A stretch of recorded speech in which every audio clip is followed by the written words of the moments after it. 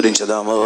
స్తోత్రం స్తోత్రం స్తోత్రం స్తోత్రం స్తోత్రం స్తోత్రం స్తోత్రం స్తోత్రం స్తోత్రం స్తోత్రం స్తోత్రం స్తోత్రం స్తోత్రం స్తోత్రం. ఆలోచన కొరకు మనం అందరి సరి దేవుని స్తోత్రించదాము. స్తోత్రం స్తోత్రం స్తోత్రం స్తోత్రం స్తోత్రం. అందరి సరి గట్టిగా స్తోత్రించదాము. స్తోత్రం స్తోత్రం స్తోత్రం స్తోత్రం స్తోత్రం స్తోత్రం స్తోత్రం. ఒక రెండు వాక్యం మనం చదువుకుంటాం. ప్రకటన 22వ అధ్యాయము 18-19 వచనము. ప్రకటన 22వ అధ్యాయము 18-19 వచనం. We will read two verses, Revelation 22nd chapter verses 18 and 19. ఈ గ్రంథమందు ప్రవచన వాక్యములను విను ప్రతి వానికి నేను సాక్ష్యం ఇచ్చినదేమనగా, ఎవడైనను వీటితో మరి ఏదైనాను కలిపినేలా ఈ గ్రంథంలో రాయబడిన తెగులు దేవుని వానికి కలుగచేయును. ఎవడైనను ఈ ప్రవచన గ్రంథమందున వాక్యంలో ఏదైనాను తీసివేసినేలా దేవుడి గ్రంథంలో రాయబడిన జీవవృక్షంలోను పరిశుద్ధ పట్టణంలోను వానికి పాలు లేకుండా చేయును. రెండవ వచనము ఓషియా 8వ అధ్యాయము 12వ వచనము. హోషేయ 8వ అధ్యాయము 12వ వచనము. The second verse is Hosea 8 verses 12. నేను అతని కొరకు నా ధర్మశాస్త్రమును పరిపూర్ణంగా రాయించి నియమించినను వాటిని అతడు అన్యులుగా ఎంచెను. ఇంగ్లీష్లో చదవండి. For I testify unto every man that heareth the words of this prophecy of this book, if any man shall add unto these things, God shall add unto him the plagues that are written in this book. And if any man shall take away from the words of the book of this prophecy, God shall take away his part out of the book of life, and out of the holy city, and from the things which are written in this book. హోషేయ 8:12. I have written to him the great things of my law, but they were counted as a strange thing. దేవుని పరిశుద్ధ నామానికి మహిమ కలుగును గాక. Glory be to the holy name of God.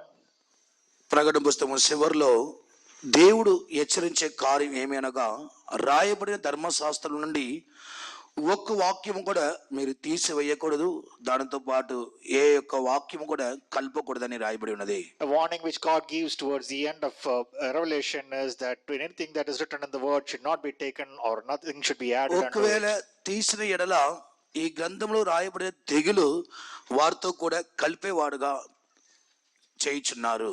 If anybody is adding anything to this, then the plagues which are written in the Bible would be added unto him. ఒకవేళ తీసివేసిన వాడు జీవ గ్రంథముల నుండి పరిశుద్ధ నగరం నుండి తీసివేయించిన వాడుగాను, వాక్యముని కలిపేవాడు ఈ యొక్క వేద గ్రంథంలో చెప్పిన తెగుల్ని వారితో కలిపేవాడుగాను కనబడుచున్నారు. If anybody is taking away anything from the prophecy, then God will take him away from the book of life and from the holy city. And if anything is added unto it, then all the plagues in the book would be added unto him. రాయబడిన ధర్మశాస్త్రము దేవుడు మనకి ఎలాగ రాసి మన చేతికి ఇచ్చి ఉన్నారు, వాటి ప్రకారంగా మన గైగుడి జీవించాలని ఆత్మదేవుడు మనని హెచ్చరించే వారుగా ఉన్నారు. Whatever is the prophecies which are written in the scroll, the Holy Spirit tells unto us that we should accept it as it is, and we should live according to that. ఈ యొక్క దినములో క్రైస్తవ జీవితం చేయించిన వారు ప్రతి వారి యొక్క చేతిలో పరిశుద్ధ గ్రంథము కనబడుచున్నది. In these days, everybody who's living and trying to live a holy life, in their hands the Holy Bible is being found. క్రైస్తవులుగా ఉన్న ప్రతి వారి యొక్క జీవితములను, వారి యొక్క చేతులు, వాళ్ళ యొక్క బ్యాగులు, వాళ్ళ యొక్క ప్యాకెట్లు, వాళ్ళ యొక్క ఉద్యోగ స్థలములు, వారు ప్రయాణం చేయించిన మార్గములు, అన్ని సందర్భంలో తన యొక్క పరిశుద్ధ గ్రంథముని తన చేతులతో ఎత్తుకొని వెళ్ళుచున్న వారు అనేకులు ఉన్నారు. There are many who, whenever they travel, whenever they go to different places in their workplace or in their house or in their vehicles, they would be carrying the word of God with them. వెళ్ళుచున్న ప్రతి స్థలములోను, ఉద్యోగం చేయించిన ప్రతి స్థలములోను ఈ పరిశుద్ధ గ్రంథముని మన చేతిలో ఉంది. వాటిని చదువుకున్న వారుగా ఉన్నాము, వాటిని ధ్యానించుకున్న వారుగా ఉన్నాము, వాటి ప్రకారంగా గైకొని జీవించే వారు ఉన్నాము.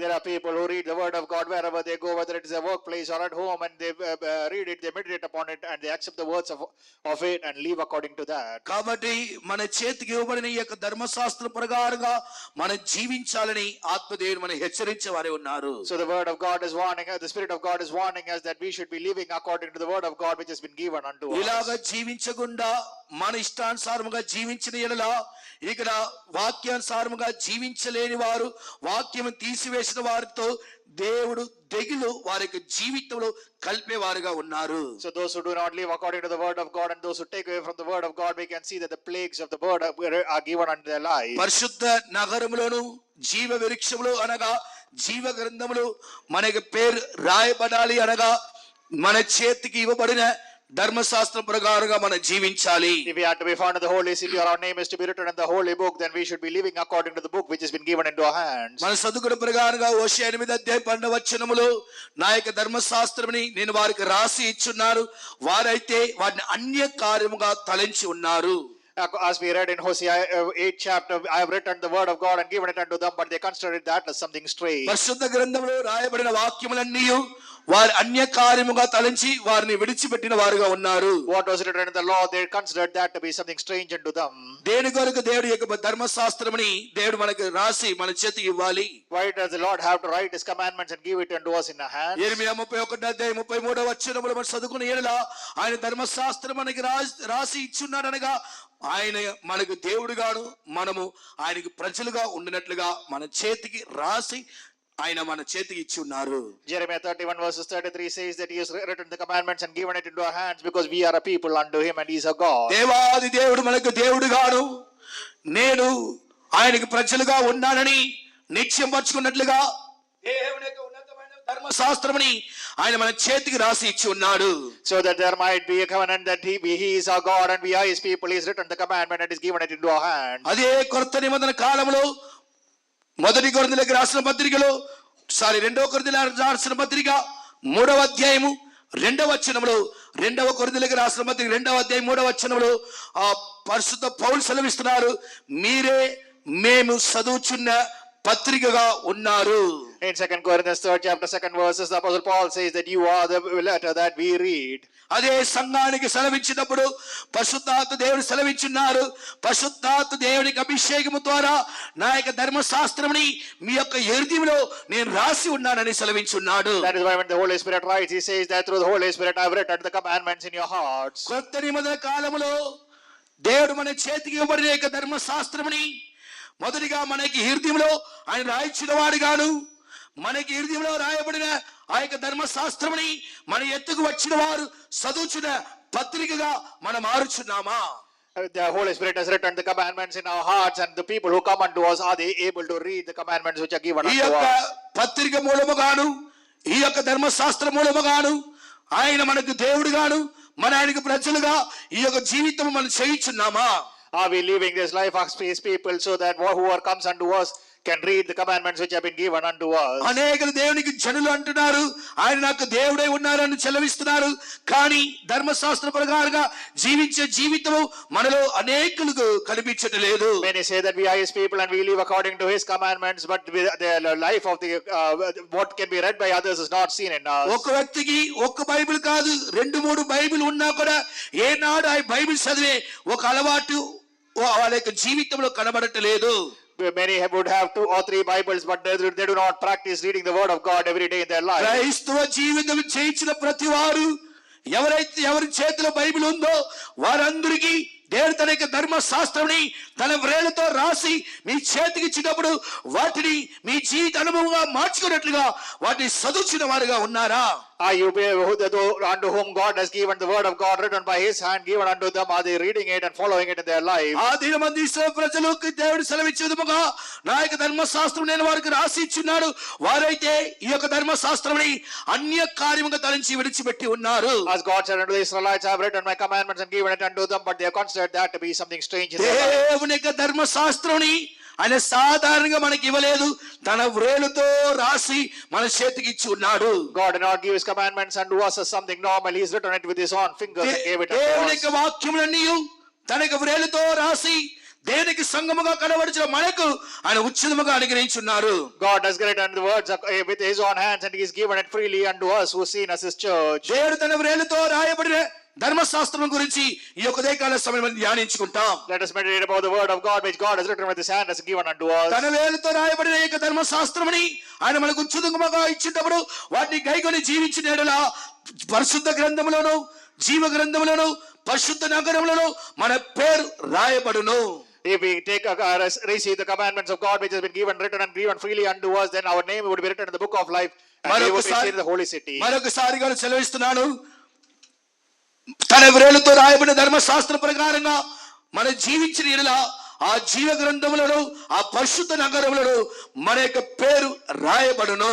If we follow according to the law which is written by his own hand and given unto us, then our name would be found in the holy book and we would be living in the holy city. దేవుడు ఏ రీతిగా తన యొక్క ధర్మశాస్త్రమై తన వ్రేలుతో రాసి మనకిచ్చి ఉన్నాడు. How did God write the law with his own fingers and he gave it unto us? వాటి గురించి యొక్క ఉదయకాల సమయంలో ధ్యానించేలా మొదటిగా నిర్గమకాండము 24వ అధ్యాయము 12వ వచనములు, నిర్గమకాండము 24వ అధ్యాయము 12వ వచనములను, నిర్గమకాండము 31వ అధ్యాయము 18వ వచనం, ఈ రెండు వచనములు చదువుకుంటాం. నిర్గమకాండము 24:12, 31:18. Let us read Exodus 24 verses 12 and Exodus 31 verses 18. అప్పుడు యెహోవా మోషేతో ఇట్లా నేను నీవు కొండ ఎక్కి నా యొద్దకు వచ్చి అచ్చట నుండుము.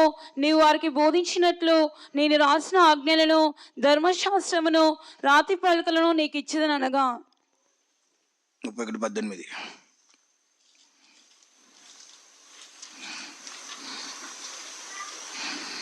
మరియు ఆయన సీనాయి కొండ మీద మోషేతో మాట్లాడట చాలించిన తరువాత ఆయన తన శాస్త్రమును గల 2 పలకలను అనగా దేవుని వ్రేలితో రాయబడిన రాతి పలకలను అతనికి ఇచ్చాను. తన దేవునికి వ్రేలుతో రాయబడిన ఆ రాతి పలకని మోషేకి ఇచ్చెను. So God gave the stones upon which he had written with his own fingers. మొదటిసారి రాయబడిన రాతి పలకని దేవుడే ఆ యొక్క రాతి పలకని తన వ్రేలుతో రాసి మోషేకి ఇచ్చి ఉన్నాడు. The first table God had written with his finger and he gave it unto Moses. కొండ కిందకి దిగి వచ్చేటప్పుడు జనులు చేసిన ఆ యొక్క పనిని చూచి తన చేతిలో ఉన్న రాతి పలకని మోసే పగలగొట్టి ఉన్నాడు. When he came down from the mountain and saw what the people were doing, because of the anger he threw the stones and he broke them off, the stones which were written by God. ఇప్పుడు రెండవసారి మోసేని ఆ రాతి పలకని మోసేనే తీసుకుని వెళ్ళాలి. దేవుడు తన వ్రేలుతో వాటిని రాయిచున్నాడు. Now the second time Moses has to take the stones unto God and God is going to write with his finger upon the stone. మనకి ఇవ్వబడిన ఆ యొక్క ధర్మశాస్త్రములన్నీ ప్రియమైన మనుషుల చేత ఏర్పరచబడినది కాదు. దేవుడు తన వ్రేలుతో సీనాయి పర్వతంలో మోసేకి ఇచ్చున్నాడు. వాటిని ఈ యొక్క దినములో మనం అనుభవంగా జీవించేవారుగా కనబడుచున్నాము. The laws which we follow are not what has been told unto us, but those who are written by God upon Mount Sinai and given unto Moses in his hand. ఆ రెండు రాతి పలకని కొత్త నిబంధన కాలంలో ప్రభువైన యేసుక్రీస్తు మత్తయి సువార్త 22వ అధ్యాయం 36, 37, 38 వచనంలో అది 2 ఆజ్ఞలుగా మార్చున్నాడు. 2 ఆజ్ఞలకు ప్రధానము ప్రేమయై ఉన్నది. In Matthew 22nd chapter verses 36 to 38, Jesus Christ wrote these 10 commandments, said these 10 commandments into 2 commandments, and he said that the first commandment is love. రెండు రాతి పలకలో ఉన్న ప్రధానమైన ఒక కార్యము దేవునికి ప్రేమయే ఉన్నది. In the 2 tablets of stones, the main thing which has been mentioned is the love of God. దేవునికి ప్రేమ చేత దేవుడు మనకి ఇవ్వబడిన ఈ యొక్క ధర్మశాస్త్రముని ఏ రీతిగా మనము చదువుచు ధ్యానించి వారి మనకి జీవిత అనుభవంగా మార్చుకొనుచున్నామా?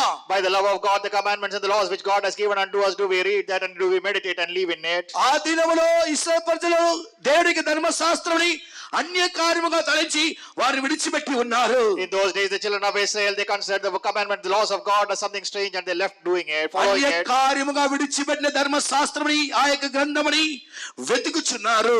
They have left that as a strange thing and now they are searching for it. వెతుకుచున్న సందర్భములో 2వ రాజులు 23వ అధ్యాయము 24, 25 వచనములు మనం చదువుటప్పుడు 2వ రాజులు 23వ అధ్యాయము 24, 25 వచనము, 2 Kings 23rd chapter verses 24 and 25. 2వ రాజులు 22వ అధ్యాయం 8వ వచనము.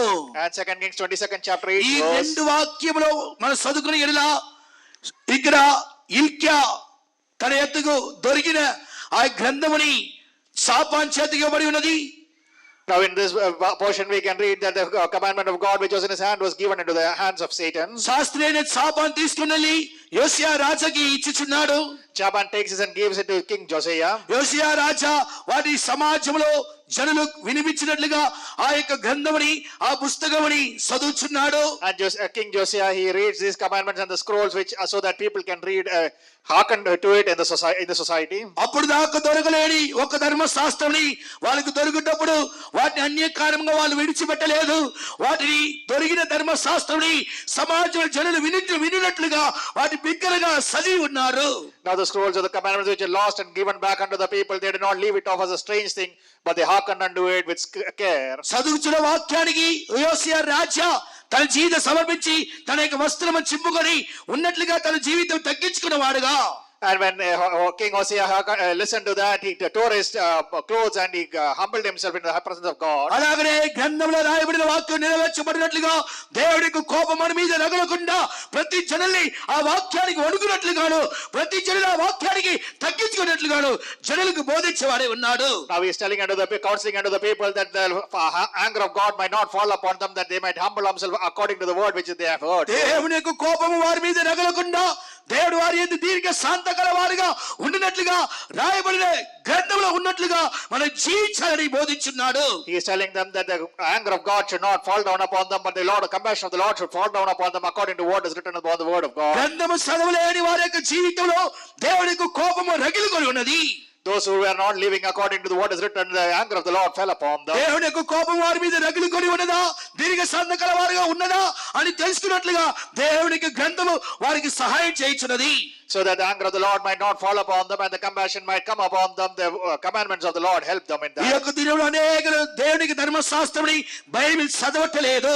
These days many do not read the Bible, which is the law of the Bible Lord. అసలు తెరవట్టుకొనలేదు. They do not even open the Bible. నీ యందు దేవుడు దీర్ఘ శాంత గలవారుగా ఉన్నారా, ఆయనను ప్రేమించుచున్నాడా, ఆయన నీ యందు జాలి గలవారుగా ఉన్నారా, లేకపోతే దేవునికి కోపము నీ మీద రగిలికొని ఉన్నదని తెలుసుకోవాలి అనగా బైబిల్ చదువుకోవాలి. If you need to understand whether the long suffering and the compassion and the love of the Lord is there upon you, or the anger of the Lord is there upon you, you should read the word of God. ఈ యొక్క మార్గములో మనము ధర్మశాస్త్రమై చదువుటప్పుడు When we read the word of God in this journey, ఈ యొక్క మార్గంలో కుడివైపు గాని ఎడవైపు గాని తొట్టిల్లు పోకుండా చక్కగా దేవుని తేల్చుచును నడుచుదవు. well, let us not turn left or right, but let us follow the Lord and walk in his commandments. అరణ్య మార్గంలో అనేకలు తొట్టిల్లు పోవడానికి కారణం ఏమిటి? What is the reason why many are falling away in the wilderness? ద్వితీయోపదేశకాండం 17:20 ద్వితీయోపదేశకాండం 17:20 చదువునప్పుడు అరణ్య మార్గం తొట్టిల్లు పోకుండా జీవించినట్లుగా ధర్మశాస్త్రం చదువుకోవాలి. Deuteronomy 17:20, you should read the commandment of the Lord that you would not fall away in your path of journey. అనేకులు అరణ్య మార్గంలో ఈ క్రైస్తవ జీవితం ఇష్టం ఉండడం లేదు, ఈ క్రైస్తవ జీవితం నాకు నచ్చలేదు, ఈ సంఘం నాకు నచ్చలేదు కాదు. అనేకులు సంఘముని నచ్చకపోవటము క్రైస్తవ మార్గం నచ్చకపోవటం విషయం కాదు, వారు ధర్మశాస్త్రముని చదవట్లేదు. Many are falling away from this path because they are not. It is not because they do not like the way in which they are going, but they are not reading the word of God. Bible చదువుకున్న వారి యొక్క జీవితంలో ఏనాడు సంఘముని విడిచిపెట్టారు. Those who read the word of God, they will never go astray from the church of God. ఏనాడు జీవగల దేవుని విడిచిపెట్టారు. They will not let go of the living God. అరణ్యంలో నువ్వు సావకుండా ఈ యొక్క అరణ్యంలో కుడివైపు ఎడవైపు తొట్టిల్లు పోకుండా ధర్మశాస్త్రముని నువ్వు చదువుకోవాలి. That you might not fall away from this path, you should read the word of God. ప్రియమైన జనమా, తమిళ్లో బాగుంటది ఒక తర్జుమలో వాటి యొక్క ఒక కరపత్రిక ఒక్క పేపర్ మాత్రం నీ చేతిలో ఉండాలి. In Tamil, it is written in a way in which that you should have one paper of that in your hand. రాయబడిన ధర్మశాస్త్రంలో ఒక్క పత్రిక నీ చేతిలో ఉండాలి. One paper of the commandment should be there within your hand. అది నీ జీవితం నుంచి విడిచిపెట్టకూడదు. You should not let go of that in your life. నీ నోటి నుండి విడిచిపెట్టకూడదు. That should not be taken away from your mouth. యోషువ 1:8 ధర్మశాస్త్రముని నీ నోటి నుండి విడిచిపెట్టకూడదు. Joshua 1:8, do not let the commandment of the Lord go away from your mouth. నోరు తెరిస్తే దేవుడి యొక్క వాక్యమే బయటికి రావాలి. When you open your mouth, the word of God should come out from your mouth. యెషయా గ్రంథము 2:3 మీకా 4 చదువుకున్నప్పుడు సీయోను నుండి యెరూషలేము నుండి ధర్మశాస్త్రము దేవుడి యొక్క వాక్యము బయలుదేరి వచ్చును.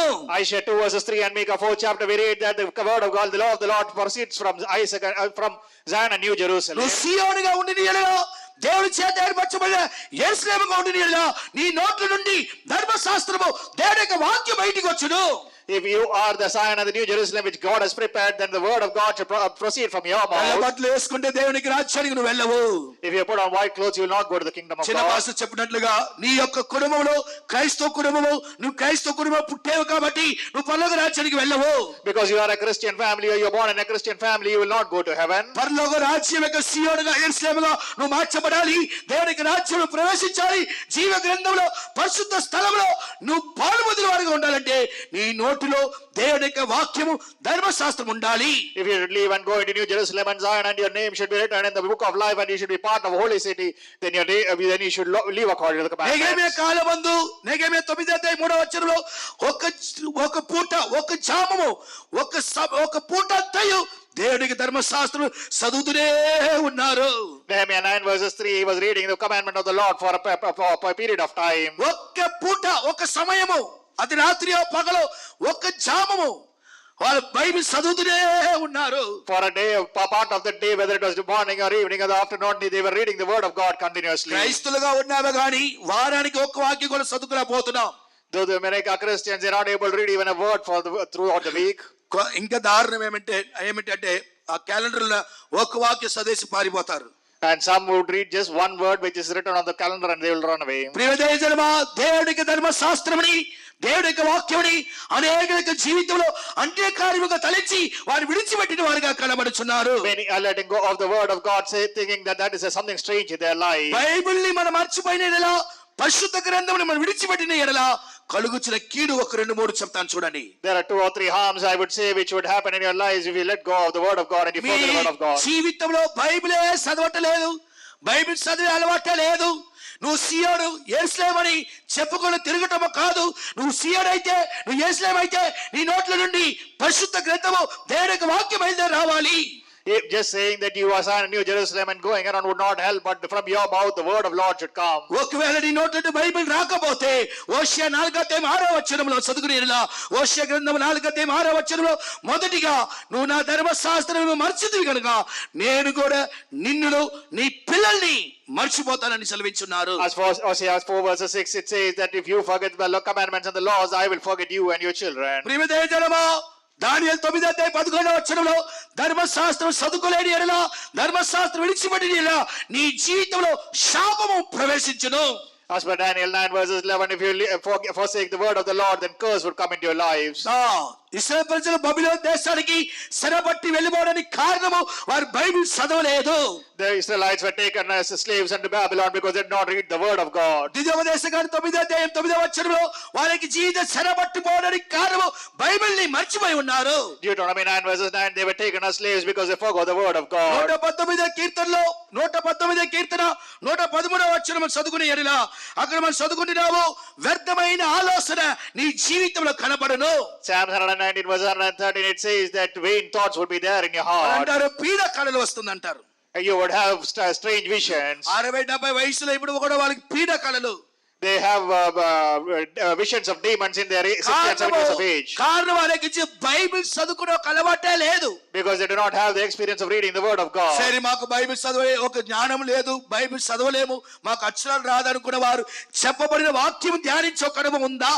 Those who say that they cannot read, they do not know how to read, they have the experience of meditating about the word which is being spoken unto them? చదువు లేకపోయినా పర్వాలేదు, ఆత్మదే నీతో కూడా మాట్లాడుచున్న వాక్యముని నీ యొక్క మనసులో నీ యొక్క ఆలోచించేవారుగా నెమరు వేయించిన వారుగా కనబడుచున్నారా? Even if you do not have education, are you able to remember and meditate upon the word which the Spirit of God has spoken unto you? 119 కీర్తన 92 దేవుని యొక్క వాక్యమును ధ్యానించిన ఎప్పుడో మన మట్టిలో కలిసిపోయేవారుగానే ఉంటాము. Psalm 119:92 says that if we do not meditate upon the word of God, we would have gone back to the dust. నీ యొక్క వాక్యమే నన్ను బ్రతికించున్నది. Lord, your word has given me life. మట్టితో అద్దుకొని ఉన్న నా ప్రాణముని నీ వాక్యం నన్ను బ్రతికించున్నది. My soul which is clung onto the dust, your soul. ప్రియదేశమా, నువ్వు క్రైస్తుడైతే, నీ చేత ధర్మశాస్త్రం ఉందైతే నువ్వు డైలీ వాటిని చదువుకోవాలి. If you are a Christian, you should read the word of God if the word of God is there. ఏ నాడు నువ్వు బైబిల్ విడిచిపెట్టి ఉన్నావో ఆ నాడు దేవుడిని మర్చిపోయి ఉన్నారు, నీ పిల్లల్ని మర్చిపోయి ఉన్నారు. The day you left go of the word of God, God has forgotten నీ you and your జీవితం children. చెరపట్టబడి ఉన్నది. And your life is in a stable నీ position. జీవితంలో శాపముతో నిండి ఉన్నది. Your life is filled with curses. నీ జీవితం వ్యర్థమైన ఆలోచనతో నిండి ఉన్నది. There are vain thoughts in your life. నీ జీవితం శాపముతో నిండి ఉన్నది. Your life is filled with curses. నీ ఆత్మ మట్టిలో కలిసి ఉన్నది. Your spirit has gone back into the dirt. దానికంటే ఒక భయంకరమైన కార్యము సామెతలు 29 అధ్యాయంలో మనం చదువుకున్న చదువుకుని 28 అధ్యాయము 9వ వచనంలో నువ్వు ఎంతగా ప్రార్థన చేసినా నువ్వు దేవునికి బైబిల్ చదవట్లేదు కాబట్టి నీ ప్రార్థన దేవుడికి అసహ్యకరముగా ఉంది. Proverbs 28 verses 9 it says that because you do not read the word of God, your prayer is unacceptable నువ్వు to ఎంత God. ప్రయాసపడి ఎంతో ఉపవాసం ఉండు, ఎంత రాత్రి కాలంలో ఉండు, నువ్వు బైబిల్ చదువుకోకుండా వ్యక్తి అయితే నీ ప్రార్థన దేవుడు ఆలకించరు. If you are a person who does not hearken to the law of the Lord, then your prayer is an abomination. God would not listen to it. యాజకుడి నోట్లో ధర్మశాస్త్రం వెతుకుతారు. The priest, they would seek for the laws యాజకుడి of యొక్క God. నోటిలో ధర్మశాస్త్రం వెతుకుతారు. The priest would seek for the word of God in his mouth. యాజకుడి యొక్క నోటిలో దేవుడి యొక్క వాక్యము బయలుదేరి వచ్చును. From the mouth of the priest, the word of God would proceed. నువ్వు ధర్మశాస్త్రం ఎత్తుకొని తిరగటము కాదు, నీ నోటి నుండి దేవుడి యొక్క వాక్యమే బయటికి రావాలి. Carrying the Bible and going around wouldn't help. The word of God should come from your mouth. ఎమ్మా ఊరికి వెళ్ళిన శిష్యులు నోరు వాక్యమునే మాట్లాడుతూనే వెళ్ళుచున్నారు. When the disciples were going into the land of Emma, they were speaking the word of God. యేసులేమో దేవుడు మాట్లాడుచున్న మాటలని ఒకరితో ఒకరు మాట్లాడుకుని వాటిని నెమరు వేస్తూనే వెళ్తున్నారు. They were recollecting the words which God spoke when he was traveling, and they were speaking about that when he was on a journey. వాక్యముని మాట్లాడినప్పుడు వాక్యం ధ్యానించినప్పుడు వారిలో తొలగిన దేవుడికి అగ్ని వాళ్ళకి హృదయంలో మండుచున్నది. When they were speaking the word of God and meditating the word of God, then the spirit of God was burning within them. సియోను యొక్క అగ్ని యేసులేముల యొక్క అగ్ని కొలివి దేవుడి యొక్క వాక్యం ద్వారా నీ జీవితాన్ని పుట్టించును.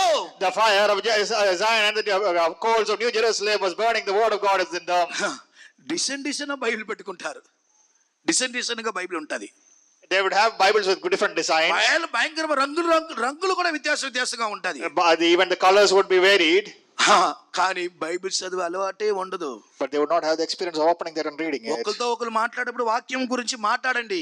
When you speak one to another, speak about the word of వాక్యం God. గురించి మాట్లాడండి. Speak from the word of God. వాక్యం గురించి ధ్యానించండి. Meditate upon the word of God. అగాస్వేరాజు అని ఒక రాజా ఉన్నాడు. There was a king Hezekiah. Esther మొదటి అధ్యాయం 13-14 వచనం చదువుకుని ఎడలా. When we read Esther 1 verses 14. Esther మొదటి అధ్యాయం 13-14 వచనం చదువుకుని ఎడలా రాజా ఎవరితో మాట్లాడతాడంటే దేవునికి ధర్మశాస్త్రమే వాక్యముని బోధించే వారి యొక్క మాటలు మాత్రమే వింటాడు, వారే నపుంసకులని రాయబడి ఉన్నది. When we read Ahasuerus king in Esther first chapter 13 and 14 verses, he was talking to the people who were speaking only the word of God. He would only hearken to అతనికి them. ఏదైనా ఒక ఆలోచన కావాలి, If he wants some వాడు counsel, ఏదైనా ఒక పని చేయాలి, if some work is to be వాడు done, ఏదైనా ఒక కార్యం మాట్లాడాలంటే if he has to speak something, మనుషులతో కూడా అతను మాట్లాడడు. he will not speak to normal people. ధర్మశాస్త్రముని బోధించి పలికే వారితోనే కూర్చుండి అతడు మాట్లాడతాడు. He would sit down with the people who know the law and the commandments, and he would talk to them. అదే అగాస్వేరాజు ఒక దినములో నిద్ర రాకపోతే ధర్మశాస్త్రం ఎత్తుకొని చదువుతున్నాడు. So once Ahasuerus was king, when he did not have sleep, he takes up the law of the Lord and he reads it. వివిధ దినము మన యొక్క జీవితంలో మనం ఎవరితో కూర్చుండి ఏ వాక్యమును మనం వింటున్నాము? Dear children of God, who do we sit with and what are the words we listen to? అగాస్వేరాజుల గురించి మీరు చదివించుడు ఎక్కడ వ్యర్థమైన చోట్ల వాడు కూర్చోలేదు. వాడు కూర్చున్న చోటు ఎస్తరు మొదటి అధ్యాయం 13-14 వచనంలో వాక్యాలు బోధించేవాడు చెప్తే తన యొక్క ఆలోచన అడుగుచున్నాడు. When we read about King Ahasuerus, we can see that he did not sit in any vain places, but he sat in the place where they were speaking about the word of God. And he was రాత్రి asking కాలము counsel from- ధర్మశాస్త్రమునే ధ్యానించేవాడుగా ఉన్నాడు. in the night he was meditating upon the commandments of the law. నీతో మాట్లాడేవారు యాచకులుగా ఉన్నారా? Are the people who speak unto you servants of నీతో God? మాట్లాడేవారు ధర్మశాస్త్రముని బోధించేవారే ఉన్నారా? The people who speak to you, are they priests? Are they నువ్వు people? ఎవరితో మాట్లాడుచున్నావు? Who are you speaking to? నీతో మాట్లాడేవారు దేవుని యొక్క వాక్యముని మాట్లాడుచున్నారా? Those who speak to you, do they speak the word of నీతో God? మాట్లాడేవారు ధర్మశాస్త్రం గురించి మాట్లాడుతున్నారా? Those who speak to you, do they speak about the word of నీతో God? మాట్లాడేవారు దేవుని యొక్క వాక్యాల గురించి మాట్లాడుతున్నారా? Those who speak to you, do they speak about the word of God? నీతో మాట్లాడేవారు పత్రికల గురించి మాట్లాడుతున్నారా? Those who speak to you, speak about the నీతో gospels. మాట్లాడేవారు ప్రవచన వాక్యం గురించి మాట్లాడుతున్నారా? Those who speak to you, speak about the prophecies. నీతో మాట్లాడే రహస్యాల గురించి మాట్లాడుతున్నారా? Those who speak to you, do they speak about the secrets? మనం మాట్లాడేటప్పుడు యేసుని గురించి మాత్రమే ధర్మశాస్త్రం గురించే మాట్లాడాలి.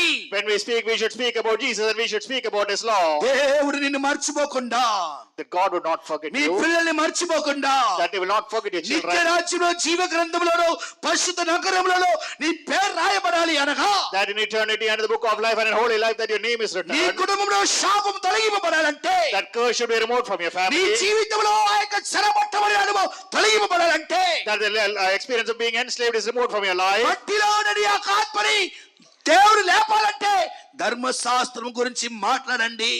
That their soul which is gone into the dirt should be lifted up. Speak about the word of God. వేరు దేని గురించి మాట్లాడవద్దు, అది మీ జీవిత శాపమే. Do not speak about anything else. That's a curse in your life. ధర్మశాస్త్రం మాట్లాడలేని వాళ్ళతో మనకు ఐక్యత ఉండకూడదు. We should not have unity with those who cannot speak the word of God. Bible చదువుకున్న వారితో కూడా మాట్లాడండి. Speak to those who speak the word of God. Simple గా చెప్పాలంటే బైబిల్లో ఉన్న మాటని మాట్లాడలేని వారితో నువ్వు ఐక్యత ఉండకూడదు. In a simple way, you should not have unity with a person who cannot speak the word of నీతో God. మాట్లాడే ప్రతి మాటలో దేవునికి ధర్మశాస్త్రం గురించే ఉండాలి.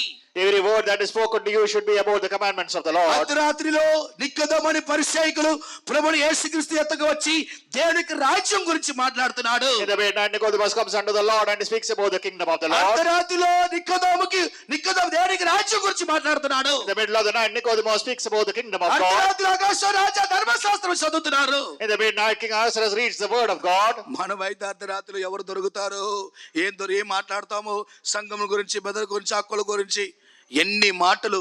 ఇదంతా నీ జీవితంలో దేవుడు మర్చిపోయి ఉన్నారు కాబట్టి ఇలాంటి మాటలు మాట్లాడుతున్నావు. Because you've forgotten God, you're speaking about the church and about the servants of God in the evenings with and will వాళ్ళ say యొక్క for whom to speak జీవితంలో to. ధర్మశాస్త్రం లేదు కాబట్టి ఇలాంటి వ్యర్థమైన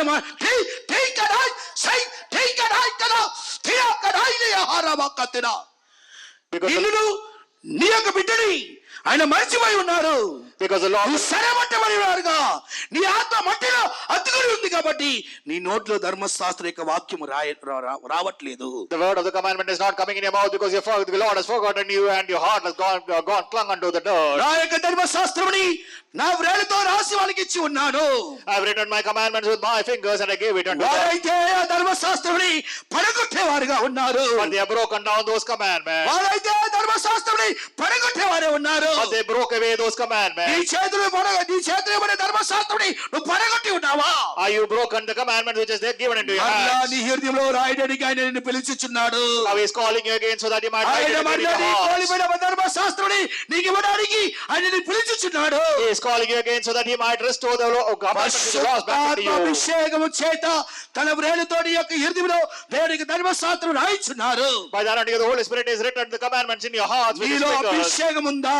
Is the anointing there నీలో within you? అభిషేకం ఉందా?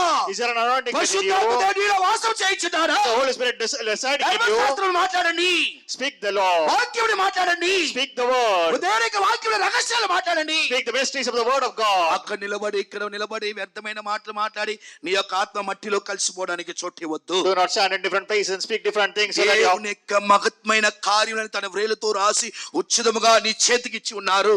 God has freely given the glorious words written by his own words into your hands. దేవునికి సంగమా వాటిని గురించి మాత్రమే చదవండి. Oh church, read really about that. రెండోది తన చేతితో రాసి ఇచ్చిన రెండో ధర్మశాస్త్రం ఏమిటి? What is the second commandment is written with his hand and given తన unto you? వ్రేలుతో రాయబడిన రెండవ కార్యం ఏమిటి? What is the second thing is written with his hand and given? మొదటి దినవృత్తాంతములు 28వ అధ్యాయము 19వ వచనం చదువుకుంటాం. మొదటి దినవృత్తాంతములు 28:19 వచనం ఇంగ్లీష్ లో కూడా చదువుకుంటాం. First Chronicles 28 verses 19.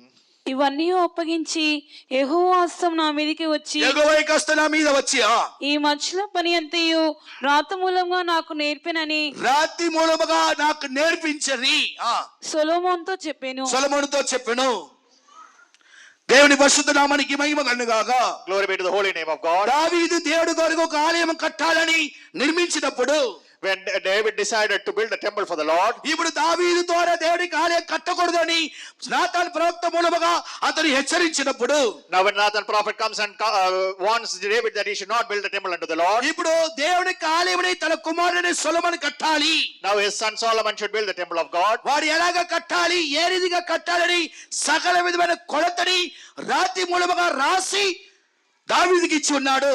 Now all the measurements about how the temple should be built was written upon stone and given unto David. అరణ్యంలో ప్రత్యక్ష గుడారముల యొక్క కొలత అన్నీ సీనాయి పర్వతం మీద మోసేకి ఇచ్చినట్లుగా As all the measurements of the temple was given upon in the wilderness upon Mount Sinai unto Moses. ప్రత్యక్ష గుడారము, ప్రాకారము గాని, పరిశుద్ధ స్థలము గాని, అతి పరిశుద్ధ స్థలము గాని, ఇక్కడ 3 స్థలంలో ఉన్న ఆ పనిముట్లు గాని ఏ కొలతతో ఉండాలని సమస్తము సీనాయి పర్వతం మీద మోసేకి దేవుడు చూపించున్నాడు. The dimensions of the temple, about the outer court, the holy place and the most holy place, how what should be built and what should be kept at each place was given as a commandment unto Moses upon Mount Sinai. అలాగనే సొలొమోను కట్టించిన దేవుడికి ఆలయం యొక్క కొలత కూడా దావీదుకి దేవుడు ఆ కొలతని ఇచ్చి ఉన్నాడు.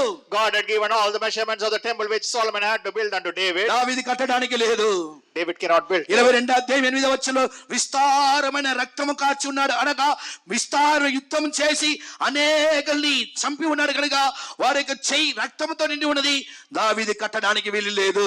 Now because in 22nd chapter 8 verse of 1st Chronicles, because David's hand was filled with blood and he shed a lot of blood, he cannot build the temple of God. మనము దేవునికి ఆలయముగా కట్టబడాలి. We should be built up as a temple of A God. రీతిగా కట్టబడాలని దేవుడు ఒక కొలత ఇచ్చి ఉన్నాడు. God has given a measurement about how the temple should be built. ప్రేమదేవజనమా ఏ రీతిగా కట్టబడాలని సమస్త కార్యాలకు కొలత ఒకటి ఉంది. There is a measurement of all things about how the temple should be built. ఎఫెసీ పత్రిక 2వ అధ్యాయము 21వ వచనం చదువుకుంటున్నాము. అపోస్తలుల ప్రవక్తల మూలముగా మన ఏకముగా కట్టబడాలని రాయబడి ఉన్నది. In Ephesians 2nd chapter verses 20 and 21 it has been written that we should be built together along with the apostles of God. అపోస్తలుల ప్రవక్తల మూలముగా మన ఏకముగా పరిశుద్ధ నగరముగా కట్టబడాలి. Along with apostles and the servants of God, we should be built up as one city unto God. క్రీస్తే మూలరాయిగా ఉన్నారు. Christ is the cornerstone. అపోస్తల ప్రవక్తలు పునాది రాళ్ళుగా ఉన్నారు. Apostles and the prophets, they are the main foundation stone. మొదటి పేతురు 2వ అధ్యాయం 5వ వచనంలో ఆయన మీద ఏకముగా కట్టబడుచున్న మనము జీవగల రాళ్ళుగా కట్టబడుచున్నాము. As First Peter 2nd chapter 5th verse says, we have been built up as the stones along with him. ఒక వ్యక్తి దేవుడికి ఆలయముగా కట్టబడాలంటే ఒక కొలత ఒకటి ఉంది. If a person is to be built up, there is a measurement for that. అపోస్తలు ప్రవక్తల మూలముగా మనం కట్టుచున్నామా? Are we being built up by the apostles and the prophets? యేసే దానికి మూలరాయిగా ఉన్నారు. దాని మీద మనము జీవగల రాళ్ళుగా కట్టుచున్నామా? Jesus Christ is a cornerstone. Are we being built up as living stones above that? ఎత్తుపడితే అలాగ కట్టడానికి వీలు లేదు. There is no option to build according to what ఇష్టానుసారంగా కట్టడానికి వీలు లేదు. they cannot build according to their own desire. ఆలయం కట్టడానికి ఒక కొలత ఒకటి ఉంది. There is a measurement for the temple to be built up. ప్రకటన 11వ అధ్యాయం మొదటి వచనంలో ప్రకటన 11వ అధ్యాయం మొదటి వచనంలో ఆలయం ఎలాగ కట్టాలని తూతుతో సెలవిస్తున్నాడు. ఒక తూకునులతో ఆలయం కొలత వేయమని పంపిస్తున్నాడు. Revelation 11 chapter 1st verse, unto the angel a reed is given and asked him to measure how the temple should be built. జకర్యా మొదటి అధ్యాయం 16వ వచనములో జకర్యా మొదటి అధ్యాయం 16వ వచనము, Zechariah 1st chapter 16th verse, రెండో అధ్యాయం మొదటి వచనం కూడా మనం చదువుకునే ఎడల and 2nd chapter 1st verse. దేవుని ఆలయం కొలత వేయుటకు తన దూతల చేతిలో కొలత నూలు ఒకటి ఇచ్చి పంపిస్తున్నాడు. To measure the temple of God, a measurement stick has been given into the hands of the angel and he is sent to. ఆలయం కొలత కరెక్ట్ గా ఉందా? Is the measurement of the temple right? ఆలయము పొడవు లోతు ఎత్తు వెడల్పు పునాది రాళ్ళు అన్ని కరెక్ట్ గా ఉందని కొలనూలు చేత కొలత వేయించున్నారు. With the measurement stick he is measuring to see if the foundation, the stones and the width and the height and the depth of the right for the temple of God. మనమే దేవునికి ఆలయమై ఉన్నాము. We are the temple of God. ప్రియమైన మొదటి కొరింథీ రాసిన పత్రిక 3వ అధ్యాయం 16-17 వచనంలో మనమే దేవునికి ఆలయమై ఉన్నాము. 1 Corinthians 3rd chapter 16 and 17 verses, we are the temple of God. ఒక దేవునికి ఆలయం పాడు చేసిన అతను దేవుడు పాడు చేయడు. If one is destroying the temple of God, he is destroying God. ఆలయం కొలత అంటే ఏమిటి? What are the measurements of the temple? ఇష్టానుసారంగా సొలొమోను కట్టడానికి లేదు. Solomon cannot build according to his own desire. దావీదుకు రాసి ఇచ్చిన కొలత ప్రకారంగా సొలొమోను కట్టాలి. Solomon should build according to the measurements given ఆ to దూత David. ఎలాగో కొలత వేయించున్నాడు. How is the angel measuring it? 11వ అధ్యాయం మొదటి వచనం చదువుకునే ఎడల Revelation 11 chapter 1st verse. మొదటిగా ఆలయం యొక్క కొలత, First is the measurement of the temple. రెండోది బలిపీఠం యొక్క కొలత, Second is the measurement of the altar. మూడోది ఆయన ఆరాధించే వారి యొక్క కొలత. And second is the measurement of those who worship him. మొదటిగా ఆలయం యొక్క కొలత గురించి మనం చదువుకునే ఎడల First, when we read about the measurement of the temple, హెగెస్కేలు గ్రంథము 43వ అధ్యాయం 12వ వచనములో హెగెస్కేలు 43 12వ వచనములో Ezekiel 43 verses 12, ఆలయం యొక్క కొలత అది చేరుకునే స్థలం వరకు ప్రియమైన కొండ శిఖరం నుండి అది చేరుకునే స్థలము అన్ని పరిశుద్ధంగానే ఉండాలి. according to that verse, everything from the top of the mountain unto where it has been built, everything should be holy. ఆలయం యొక్క కొలతలో మొదటిగా ఆలయం అనగా అది పరిశుద్ధంగా ఉండాలి. First, the temple should be holy. మీ దేవుడికి ఆలయమే ఉన్నారు. You are the temple of God. దేవుడికి ఆత్మ నీలో వాసం చేయుచున్నది. The Spirit of God is residing in me you. పరిశుద్ధ ఆలయముగా మార్చబడుచున్నారు. You are becoming the holy me temple. పరిశుద్ధ ఆలయంలో ఒకరు పాడు చేసినా అతను దేవుడు పాడు చేయును. If one is destroying the temple of God, they are destroying God. శిఖరం నుండి అది చేరుకునే స్థలం వరకు అది అన్ని పరిశుద్ధయే. From the mountain unto the place where the temple is, everything should be నీ holy. నడునొత్తి మొదలుకొని అరకాల దాకా దేవుడు వాసం చేసిన పరిశుద్ధ స్థలము కూడా నీ ప్రాణ ఆత్మ ఉండాలి. From your forehead to your feet, where God is residing, everything should be, your whole body should be holy. ఎక్కడైనా మీ జీవితంలో పరిశుద్ధత కోల్పోయినలా నీ కొలత మారిపోయి ఉన్నది. If you have lost the holiness, then you have lost your నీ measurement. మాటలో పరిశుద్ధత, In holiness in నీ your word, చూపులో పరిశుద్ధత, in the way you look, నీ holiness, చెవిలో వినబడుచే మాటల పరిశుద్ధత, and the words that you hear, నీ holiness, క్రియలో పరిశుద్ధత, and holiness in నీ the work of your తలపులో hands, పరిశుద్ధత, holiness in your నీ thoughts, ఊగలో పరిశుద్ధత, holiness in your నీ movement, నడకలో పరిశుద్ధత, holiness in your నీ walk, జీవితం అంతా పరిశుద్ధత. holiness in all your life. ఎక్కడ నువ్వు పరిశుద్ధ కోల్పోయి ఉంటావో నీ కొలత మారిపోయి ఉన్నది. If you have lost holiness anywhere, you would have lost your Kolanur measurement. చేత కొలత వేయబడి దూతని పంపించున్నాడు. An angel has been sent to measure with a measuring దేవునికి stick. సంఘానికి తన దాసుల్ని పంపించినప్పుడు, When God sent his servants unto the temple, దేవునికి సంఘమో దేవుడిని కొలత వేసినప్పుడు నీ జీవితం అంతా పరిశుద్ధతతో నిండి ఉండాలి. when God is measuring you, my life should be filled with holiness. కాబట్టి అపవిత్రమైన వారిలో నుండి మీ మీరే ప్రత్యేకపరచుకొని పరిశుద్ధతని కాపాడుకోండి. So you should remove all unclean things from you, and you should keep your అప్పుడు నేను మీ holiness. దేవుడే ఉంటాడు, మీరు నా ప్రజలుగా ఉండుదురు. Then I will be your God, and you would be my people. దేవుడు మన చేతికి రాసి ఉంచే దేవుడి కాళ్ళ యొక్క ప్రమాణము రాసిచ్చిన ఆలయము నీ జీవిత పరిశుద్ధతతో నిండి ఉండాలి. The law and the things which God has given and written and given unto you, you should fill your life with holiness. రెండోది కొలత బలిపీఠము. Second is the measurement of the రెండో కొలత బలిపీఠముని కొలత వేయించున్నాడు. the second measurement is the measurement of the altar. బలిపీఠం అనగా సకల విధమైన వస్తువుల్ని, సకల విధమైన అవయముని బలి అర్పించే ఒక స్థలము. Altar is a place where all the animals and all the parts are bought, and all the members are bought, and they are given as raw sacrifice. బలిపీఠం మీద అర్పించే ఆ బలిలు అది ఎలాగ అర్పించేవారుగా ఉండాలి. How should the sacrifices be done on the altar? ప్రియదేశమా, ఎబ్రీ పత్రిక 13వ అధ్యాయము 10వ వచనము 9వ వచనం చదువుకుని ఎడలా, When we read Hebrews 13 chapter verses 10 and 9, 10వ వాక్యం చదివి తర్వాత 9వ వాక్యం చదువుకుని ఎడలా, బలిపీఠం మీద అర్పించే ఆ యొక్క మాంసముని ఎవరు తినకూడదు. in Hebrews 13, 10 and 9, it says that the sacrifice which is given upon the altar, nobody should eat it. నిబంధన కాలంలో అర్పించే బలిల యొక్క మాంసముని ఎవరు తినకూడదు. The meat of the sacrificial lamb should not be eaten by anyone. ప్రియదేశమా, ఆ యొక్క మాంసం అనగా 9వ వచనం చదువుకుంటున్నాము, అన్య బోధల చేత మీరు ఆకర్షించబడకుండా మోసపోకుండా దేవుడికి సత్యవాక్యం మూలముగా నీ జీవితం స్థిరపరచబడాలి. In Hebrews 13 verse 9, it says that by diverse and strange doctrines you should not be going astray, but you should be established in the word of God. సత్యంలో, వాక్యంలో, దేవుడు మనకిచ్చిన ఉపదేశంలో మన యొక్క జీవితముని బలిపీఠం మీద సరిగా సజీవ బలిగా సమర్పిస్తున్నామా? Are we submitting our bodies as a living sacrifice upon the altar by living our lives according to the word and the commandments which have been given unto us? లేవికాండము 1వ అధ్యాయం నుండి 10వ అధ్యాయం దాకా మనం చదువుకునేలా 5 విధమైన పెద్ద బలిలు, 5 విధమైన చిన్న బలిల గురించి మనం చదువుకుంటున్నాం. In Leviticus 1st chapter, when we read from the 1st chapter to 10th chapter, we read about the different kinds of sacrifices. బలిపీఠం యొక్క కొలతగా నీ జీవితముని, నీ యొక్క అవయముని ఎలాగ బలి యాగముగా అర్పించేవారుగా కనబడుచున్నావు. The measurement of the altar is how are you giving your life as a sacrifice upon నీ the Shreshtha altar. కుమారుని, ఒకే కుమారుని నువ్వు ప్రేమించి నీ బిడ్డని నాకు సర్వాంగ దహన బలిగా అర్పించుము. The only son that you have, offer him as a sacrifice unto me. బలిపీఠం యొక్క కొలతగా దేవుడు మనకిచ్చే సత్య ఉపదేశంలో మనకి జీవితం సరిగా సమర్పించాలి. The measurement of the altar is that we should submit our life, consecrate our life with the life which God has given unto us. 5 మొరలు వెడల్పు, 5 cubits length 5 మొరలు పొడవు, and 5 cubits of width 3 మొరలు ఎత్తు. and 3 cubits of height. అది మారకూడదు. That should not change. నీ బలిపీఠంలో దహన బలిగా అర్పించే విషయంలో adjustment అనేది లేదు.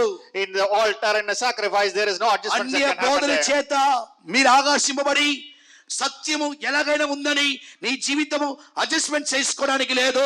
By strange and diverse teachings, you should not change your life saying that I can adjust as the way I want to. కొందరు వాక్యముని adjustment చేసుకుంటారు. Some would adjust from the word of God. Adjustment అనేది సత్యములు లేదు.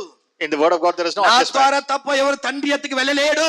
God says that apart from me, నేనే మార్గము, నేనే సత్యము, నేనే జీవమై ఉన్నాను. I am the way, the truth, and the life. No one can go unto the Father without going through me. బలిపీఠం మీద సరిగా నువ్వు సమర్పించాలి. You should submit yourself properly upon the altar. బిలయాము 7 బలిపీఠం కట్టాడు. Balaam built up 7 altars. బిలయాము 7 బలిపీఠం కట్టాడు. Balaam built 7 altars. చివరిగా వాడు చనిపోయిన వాడిగానే ఉన్నాడు. Finally, he died. నువ్వు కట్టే ఒక్క బలిపీఠమైనా సరిగా కట్టు. At least one of the altars that you build it properly. సత్య ఉపదేశంలో సరిగా నీ జీవితం కట్టు. Build your life properly upon the doctrine. నిర్గమకాండం 20 అధ్యాయం 25వ వచనంలో నువ్వు బలిపీఠం కట్టేటప్పుడు ఎటువంటి మలిన రాళ్ళతో కట్టకూడదు. Exodus 20 verse 25, when you build the altar, you should not build it with any unclean stones. సొలొమోను దేవునికి ఆలయం కట్టేటప్పుడు మొదటి రాజులు 6వ అధ్యాయం 7వ వచనంలో ఎటువంటి శుద్ధి శబ్దము గాని ఎటువంటి శబ్దము ఆ దేవునికి ఆలయం నుంచి బయటికి రాలేదు. When 1 Kings 6 verse 7, when Solomon was building the temple of God, no sound of chisel or hammer was heard పాత from the word నిబంధన of God. కాలంలో బలిపీఠం కట్టేటప్పుడు అది నరికి వేయబడిన కొట్టబడిన రాళ్ళతో కట్టకూడదు. When the altar was to be built, it should not be built from stones which is cut off. సొలొమోను దేవునికి ఆలయం కట్టేటప్పుడు ఆలయం నుంచి ఎటువంటి శబ్దం రాకూడదు.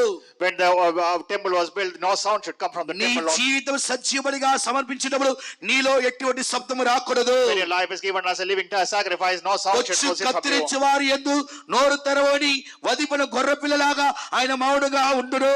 He was a sheep silent in front of its shearers. ఆయన కేకలు వేయలేదు, అరవలేదు. He did not cry out nor shout. ఆయన కంఠ స్వరం వీధిలో వినపడలేదు. His voice was not heard upon the street. ఇదిగో నాకు ఒక శరీరం అమర్చితివి, A body was given unto me, నా శరీరం అమర్చితి నేను సజీవుడిగా నీకు సమర్పిస్తున్నాను. and that body I gave it as a sacrifice. బలిపీఠం యొక్క కొలత నీ జీవితం సజీవుడిగా సమర్పించాలి. As with the measurement of the altar, you should give your life as a believing sacrifice. ఈ బలిపీఠం నువ్వు సరిగా సమర్పించే అడ్జస్ట్మెంట్ అనేది లేదు. You should submit properly. There is అది no అలాగా, adjustments ఇది there. అలాగా, అది అలాగ చెయ్యాలా, ఇది అలాగ చెయ్యాలి, నీ బలిపీఠం సరిగా కట్టలేదు. If you keep questioning about how this should be done and why that should be done, సమర్పించినప్పుడు సౌండ్ బయటికి వస్తుంది. when you are submitting yourself, sound is proceeding from you. బలిపీఠం యొక్క కొలత అనగా శబ్దం లేకుండా మన జీవితం కట్టుచున్నామా? The measurement of the altar is where are we building a life without making noise? ఎటువంటి సణుకుడు లేకుండా కట్టుచున్నావా? Without any murmur are we building it up? ఎటువంటి అరుపులు లేకుండా కట్టుచున్నామా? Without any shouts are we building it ఎటువంటి up? కేకలు లేకుండా కట్టుచున్నామా? Without great noises are we building it కొందరు up? బిగ్గరగా కేకలు వేస్తారు. Some would keep shouting. నీ బలిపీఠం సరిగా కట్టలేదు, You are not built a నువ్వు altar సరిగా నీ జీవితం properly. సమర్పించలేదు. You are not submitted your life properly.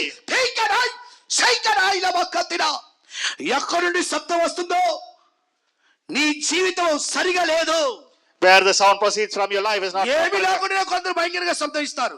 Without anything, some would keep shouting. జీవితంలో వాళ్ళు సరిగా సమర్పించలేని వారు They cannot submit their life properly. మౌనంగా ఉండు. Be silent. నీ దేవుడు నిన్ను కొలత వేసేటప్పుడు When the Lord is measuring you, దేవుడు కోరిన ఒక బలిపీఠం మీద నువ్వు బలియాగం అర్పించేవాడు అయితే ఒక శబ్దం వినపడదు, అపరగామా అపరగామా, నువ్వు చెయ్యి చాపి అతను నరకవద్దు. when you are giving the sacrifice, no sound would be heard, like the Lord speaks unto Abraham, do not. బలిపీఠం మీద నీ జీవితం సమర్పించినప్పుడు నువ్వు మౌనంగా ఉండాలి. When you are submitting a life upon the altar, you should be silent. దేవుని పరిశుద్ధ నామమునకి మహిమ కలుగును గాక. Praise be to the holy name of God. కొలనూలు చేత కొలత వేసిన మూడో కార్యము, The third thing that is measured, దేవునికి ఆలయముని ఆరాధించేవారు, those who worship in the temple of God, దేవుని ఆలయంలో సేవించేవారు. those who serve in the temple of God. కొలనూలు చేత కొలత వేసినప్పుడు అనేకులు అక్కడ కనిపించట్లేదు. Many are not found when they are being measured. దేవుని ఆరాధించే వారి మీద Mudra వేయము.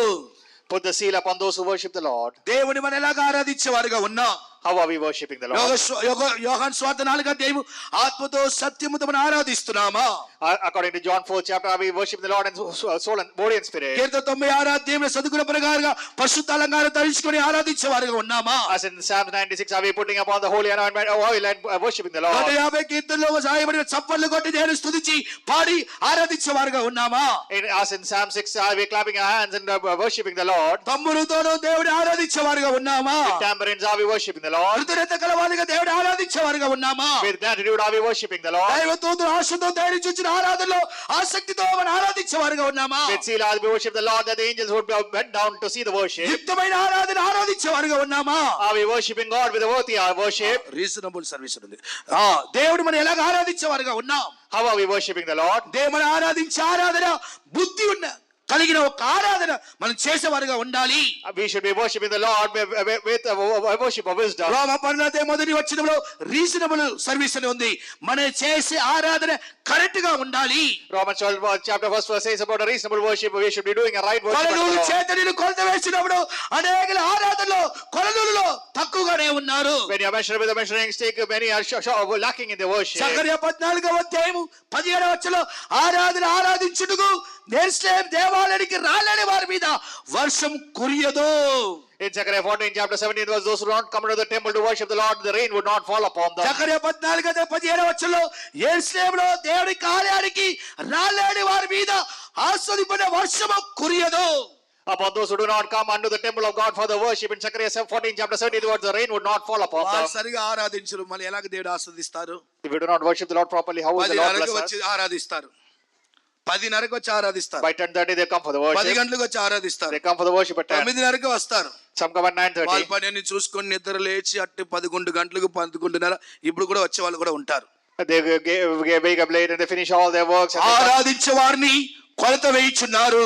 Those who worship is being measured. మీరు ఆరాధించే ఆరాధన గాని, బలిపీఠ మీద బలియాగముగా అర్పించే విషయము గాని, మీ దేవుడికి ఆలయముగా మార్చబడే విషయము గాని, దేవుడు ఒక కొలనూలు చేతులు కొలత వేస్తున్నారు. With the measurement stick, God is measuring the way in which you're submitting yourself and you're worshiping the Lord. గారు లేటుగా ముగిస్తున్నారు, బ్రదర్ గారు లేటుగా ముగిస్తున్నారు. Brother is finishing the service by అది late. మాట్లాడడానికి వీలు లేదు.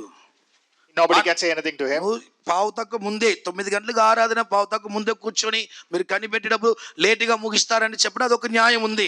If you come 15 minutes before 9 o'clock and you sit and if it is getting delayed, you have a right to speak about it. 10:30కి 11 గంటలకు వచ్చి brother గారు లేటుగా ముగిస్తారంటే అది సరైనది కాదు. If you come at 10:30, 11 o'clock and then say the brother ends it late, it's not the కొలనూలు right thing. చేత నేను కొలత వేసేటప్పుడు ఆ కొలను నువ్వు కరెక్ట్ మెషర్మెంట్ లో ఉన్నావా?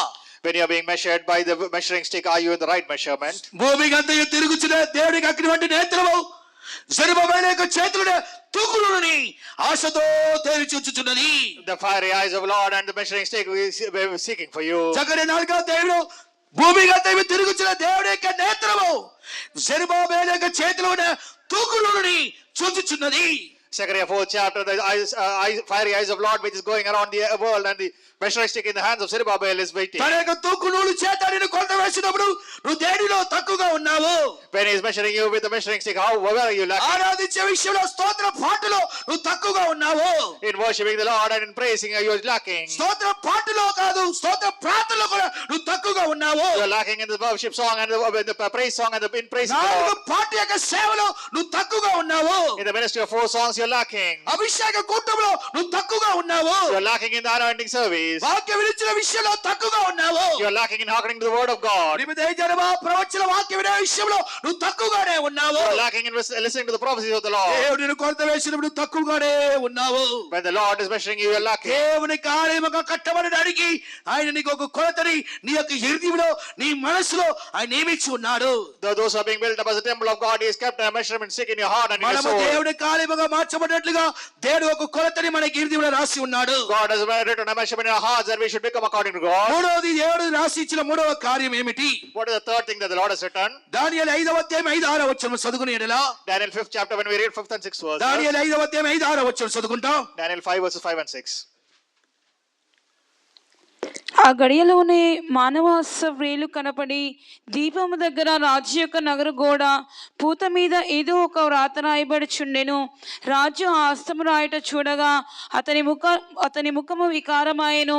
అతడు మనసునందు కలవరపడగా అతని నడుమును కీళ్ళదిరి అతని మోకాలు గడగడ వణుకుచు కొట్టుకొనుచుండెను. ప్రియమైన దేవుని పరిశుద్ధ నామానికి మహిమ కలుగుగాక. Praise be to the holy name of God. ప్రియమైన జనమా, ఒక వ్రేలు ఇవి గోడ మీద రాయించున్నది బెల్షత్సార్ రాజా చూచుచున్నాడు. Now a finger is writing upon the wall and King Belshazzar is seeing it. వ్రేలుతో రాయబడిన వాక్యముని శాస్త్రులు, సఖ్యరేఖాంధ్రులు, జ్యోతిషులు వచ్చి దానికి అర్థము తెలియపరచమని చెప్పగా ఎవరు దానికి అర్థము తెలియపరచలేదు. When the king cried out and said, ask the astrologers, the Chaldeans and the soothsayers to come and say the meaning of it, they were not able to give the meaning. అనేక విధముగా వచ్చి ఉన్నారు కానీ దానికి అర్థము చెప్పలేదు. ఈ యొక్క వ్రేలుతో రాయబడిన యొక్క మాటని చూచి రాజా యొక్క కాలు వణుకుచున్నది. Now the knees of the king were knocking when he saw what was written, and nobody could give the meaning of what was written on the wall. వ్రేలుతో రాయబడిన ఆ అక్షరాలు ఏమిటి? What was the words written with the holy finger? 24, 25, 26 వచ్చి చదువుకుంటాం. When we read verses 24, 25 and 26 of the same chapter. 24 నుండి 28 దాకా చదువుకుంటాం. కావున ఆయన ఎదుట నుండి ఈ అరచేయి వచ్చి ఈ రాతను రాసెను. రాసినది ఏమనగా మెనీ మెనీ టేకెల్ ఉపారసిన్. ఈ వాక్య భావమేనగా మెనీ అనగా దేవుడు నీ ప్రభుత్వ విషయంలో లెక్క చూచి దాన్ని ముగించెను. టేకిల్ అనగా ఆయన నిన్ను త్రాసులో తూచగా నువ్వు తక్కువగా కనబడితివి. ఫెరిస్ అనగా నీ రాజ్యం నీ యొద్ద నుండి విభాగింపబడి మాదీయులకును పారసీకులకు ఇవ్వబడెను. దేవుడి పరిశుద్ధ నామమునికి మహిమ కలుగుగాక. Praise be to the holy name of God. రాయబడిన వ్రేలుతో రాయబడిన వాక్యం ఏమి అనగా Well, the word which is written upon the wall. మేనే మేనే తెకెలు పార్సిం. It says, Mene, mene, tekel, ఆయన uparsim. నిన్ను తరాసులో చూచినప్పుడు నీ రాజ్యము నీలో నుండి తొలగింపబడును. When is measured you in the balance, your kingdom is taken away from ఆ you. తరాసులో నువ్వు తక్కువగానే ఉన్నావు. In the balance, you're lacking. వారి యొక్క రాజ్యం తొలగిపోవడానికి కారణం ఏమిటి? What was the reason why the kingdom was taken away ఆ from him? యొక్క తరాసులో వారు తక్కువగా ఉండడానికి కారణం ఏమిటి? What was the reason he was lacking in the scales?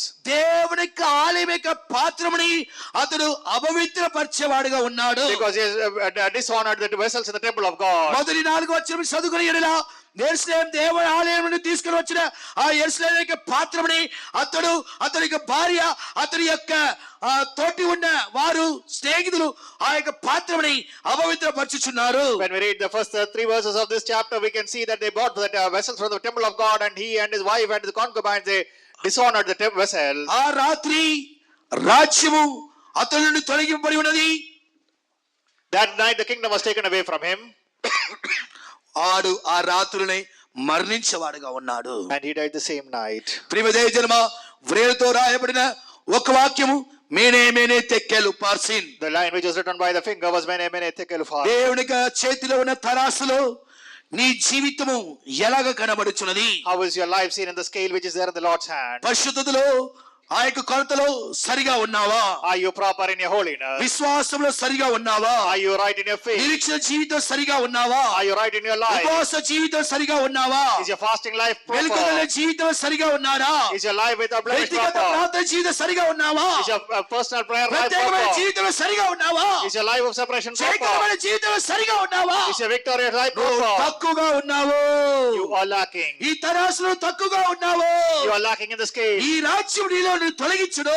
This kingdom will be taken from you. ఒకే ఒకటి, దేవుని యొక్క ఆలయం యొక్క పాత్రమని వాడు అపవిత్రపరిచి ఉన్నాడు. Only one thing is he defiled the vessels of the temple of the Lord. మనమే దేవుని యొక్క ఆలయమే ఉన్నాము. We are the temple of God. ప్రత్యక్ష గుడారం యొక్క దేవుని యొక్క ఆలయం అన్నీ అభిషేకపడిన పనిముట్టులు. All the things used in the tabernacle of God are anointed. యెరూషలేము దేవుని యొక్క ఆలయంలో ఉన్న పనిముట్లన్నీ అభిషేకపడిన పనిముట్లు. All the things used in the temple of Jerusalem are anointed. అభిషేకమైన పనిముట్ల ద్వారా అతడు త్రాగి అపవిత్రపరచుచున్నాడు.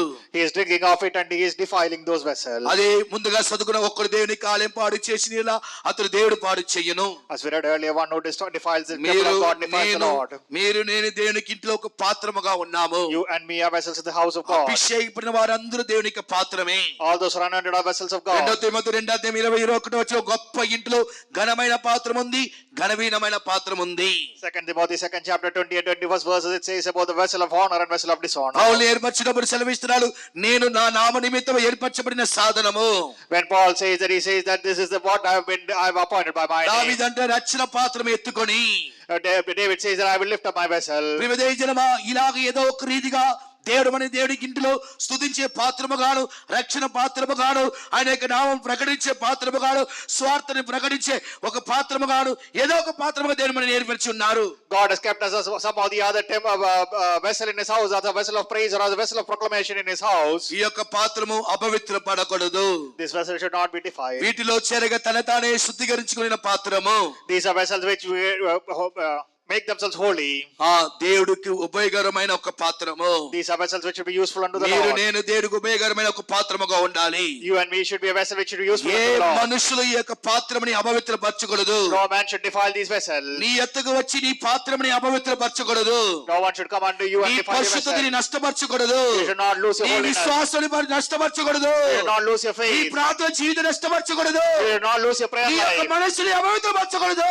Do not defile your heart. దేవుడితో కూడిన సహవాసమును అపవిత్రపరచకూడదు. Do not defile your fellowship with God. తరాసులో నిన్ను నిలిపెట్టి చూచుచున్నాడు. He is keeping you on a scale and is ఆ checking you. తరాసులో మన క్రీస్తుకు సమానముగా మనం జీవిస్తున్నామా? Are we living equal to Christ in that క్రీస్తు scale? పోలిన ఒక జీవితము చేయుచున్నామా? Are we living a life according to నిన్ను చూచి Christ? నన్ను చూచి ఒక రాతి రాయబడి ఉన్నది, మేనే తెక్కెలు పార్సిన్. looking at you and me, and writing is written, many ethical ఆ falsehoods. ఆ యొక్క తరాసులో మన నిండుగా జీవిస్తున్నామా?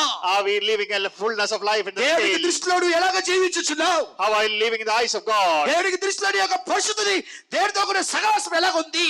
How is your holiness and your fellowship with Lord in His eyes? దేనిలో మనం తక్కువగా ఉండకూడదు. We should not be lacking in anything. వీటిలో చేరగ నువ్వే శుద్ధీకరించుకున్నాము. Make yourself holy that you not join వాళ్ళతో with these. కలిసి వీళ్ళతో కలిసి వాళ్ళతో మాట్లాడి వీళ్ళతో మాట్లాడి మీ యొక్క పరిశుద్ధ జీవితం నష్టపరచవద్దు. Do not lose your holy life by joining together with others and living with కొందరు others. ఎవరు పిలిస్తే వెళ్ళిపోతారు. Some go along with anyone else. ఎవరు పిలిస్తే వెళ్ళిపోతారు వాళ్ళ వెనక. If anyone calls them, they'll go behind them. వాళ్ళు పిలిస్తే వాళ్ళు వెళ్ళిపోతారు, వీళ్ళు పిలిస్తే వీళ్ళు వెళ్ళిపోతారు, షాప్కి వెళ్తే వెళ్ళిపోతారు, కొట్టుకి వెళ్ళాలంటే వెళ్ళిపోతారు, స్నేహితులు చూడాలి అనుకుంటారు, ఫంక్షన్కి వెళ్ళాలంటే అన్ని చోటుకి వీళ్ళు వెళ్తూనే ఉంటారు. They would go anywhere, whether it is a shop or to a function or wherever someone calls, they would go along with them. ఇద్దరు వెళ్ళి గుంటలో పడి జీవితం అపవిత్రపరచుకున్న వారుగా ఉంటారు. Both would fall into a pit and their life would be made unholy. Belshazzar రాజా ఆ రాత్రి యందు అతనికి దేవునికి తీర్పు పొందిన వాడుగా ఉన్నాడు. The king Belshazzar had a decision of the Lord, the judgment of the Lord that మన night. ఇంట్లో మేనే తెక్కలు ఉపాసనకి రాత్రి ఉండకూడదు. In our house, the writing of many ethical washing should not be found. అలాగుండినా కూడా మనకి జీవితం దేని దాంట్లో నిండుగా ఉన్నాను, Our life should be fullness in the Lord. నాలో ఎటువంటి కొదువు లేని వాడుగానే కనబడుచున్నానని విశ్వాసంతో జీవించాలి. We should live with the faith that there is nothing lacking in us. నాలుగో కార్యం మనం చదువుకునే ఎడలా When we read the fourth point, తన విరేలతో తన చేతితో రాయబడిన నాలుగో వాక్యము the fourth verse written by his hand. యోహాను సువార్త 8వ అధ్యాయం 6వ వచనం నుండి 8వ వచనం దాకా మనం చదువుకునే ఎడలా Gospel of John 8 chapter, when we read from verses 6 to 8. యోహాను సువార్త 8వ అధ్యాయము 6, 7, 8వ వచనం చదువుకుంటాం. ఆయన మీద నేరము మోపవలనని ఆయనను శోధించు ఇలాగూ అడిగిరి. అయితే యేసు వంగి నేల మీద వ్రేలితో ఏమో రాయిచుండెను. వారు ఆయనను పట్టు వదలక అడుగుచుండగా ఆయన తల ఎత్తి చూచి, మీలో పాపము లేనివాడు మొట్టమొదట ఆమె మీద రాయి వేయవచ్చునని వారితో చెప్పి మరలా వంగి నేల మీద రాయిచుండెను. వారు ఆ మాట విని పెద్దవారు మొదలుకొని చిన్నవారి వరకు ఒకని వెంట ఒకడు బయటికి వెళ్ళిరి. యేసు ఒక్కడే మిగిలెను, ఆ స్త్రీ మధ్యను నిలబడి ఉండెను. దేవుని పరిశుద్ధ నామమునకి మహిమ కలుగును గాక. Praise be to the holy name of God. ఆయన మీద నేరం మోపాలి అని, That they might accuse him. ప్రభుని యేసుక్రీస్తుని నేరం మోపాలని పట్టు వదలక ఈ స్త్రీ పాపము చేసి ఉన్నది, విభచారము చేత పట్టబడి ఉన్నది, పాత నిబంధన కాలేక ధర్మశాస్త్ర ప్రకారంగా రాళ్ళతో కొట్టి చంపాలి. That they might accuse him. They say that this woman was caught in adultery and that she should be stoned to death. పాత నిబంధన కాలేక ప్రమాణము విభచారము చేత పట్టబడిన ఒక స్త్రీ రాళ్ళతో కొట్టాలని ఒక ప్రమాణం ఉంది. According to the Old Testament commandment, there is a commandment that someone who is caught in adultery should be ఆ killed. యొక్క ప్రమాణము చేత ప్రభుని యేసుక్రీస్తు మీద నేరం మోపడానికి ఆయన ఎత్తుకు వస్తున్నారు. That Jesus might be accused, they bring her to Jesus. So అప్పుడు that 2 సార్లు తల కింద ఉంచి నేల మీద తన వ్రేలుతో రాస్తున్నారు. but 2 times he stoops down and he writes with his finger upon the మొదటిసారి ground. రాసి తల ఎత్తి పడ్డప్పుడు మీలో ఎవరైనా పాపం చేయలేని ఎడల రాళ్ళతో కొట్టవలను అని చెప్పి He ఉన్నారు. writes, lifts up his head and says that if there is anyone who's not sinned amidst you, you can pass the first stone. And Yesu then ప్రభు చెప్తే నేను కూడా నిన్ను నేరం మోపలేను. Jesus says that I also do not accuse you. ఇంకా కిడి చేయకుండా, ఇంకా నువ్వు పాపం చేయకుండా, కిడి రాకుండా పాపం చెయ్యకము. Now do not sin any further that it might be a curse unto you. ఇక్కడ ప్రభుని యేసుక్రీస్తుని నేరం మోపడానికి పరిసయ్యులు వచ్చి ఆ స్త్రీతో వాదించేవారుగా ఉన్నారు. Now that they might accuse Jesus, we can see that the Pharisees come and Yesu talk Prabhu to కూడా ఎందుకు Jesus. న్యాయం తీర్చలేదు? Jesus also did not judge her. పరిసయ్యులు ఎందుకు రాళ్ళ కింద విసిరేసేసి వెళ్ళాలి?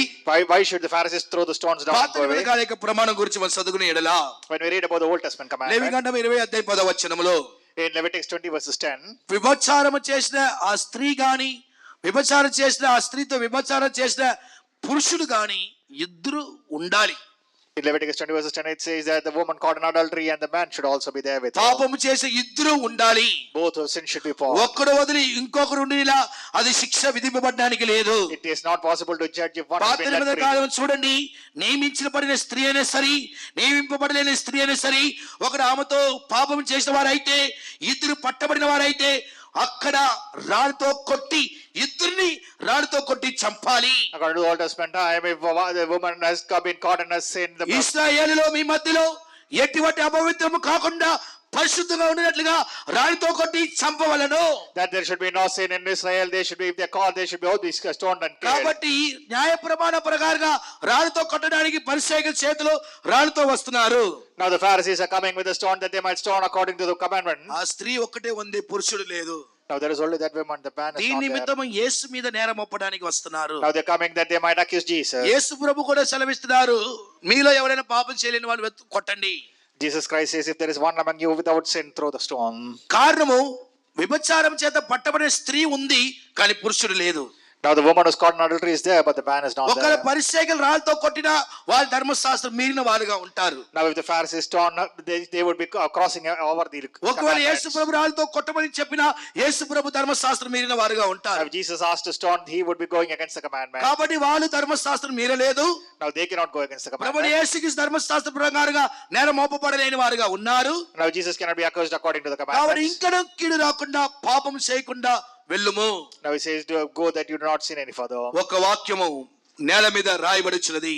Now he's writing upon the ground. నువ్వు వెళ్ళేటప్పుడు When you go, నీ జీవితం కీడు రాకుండా, that there is no hurt in your life. నీ జీవితం కీడు రాకుండా That there is no harm in your life. ఇంకనూ పాపం చెయ్యకము. Do hallelujah. not sin any further. నీ దేవుడిని క్షమించి ఉన్నాడు.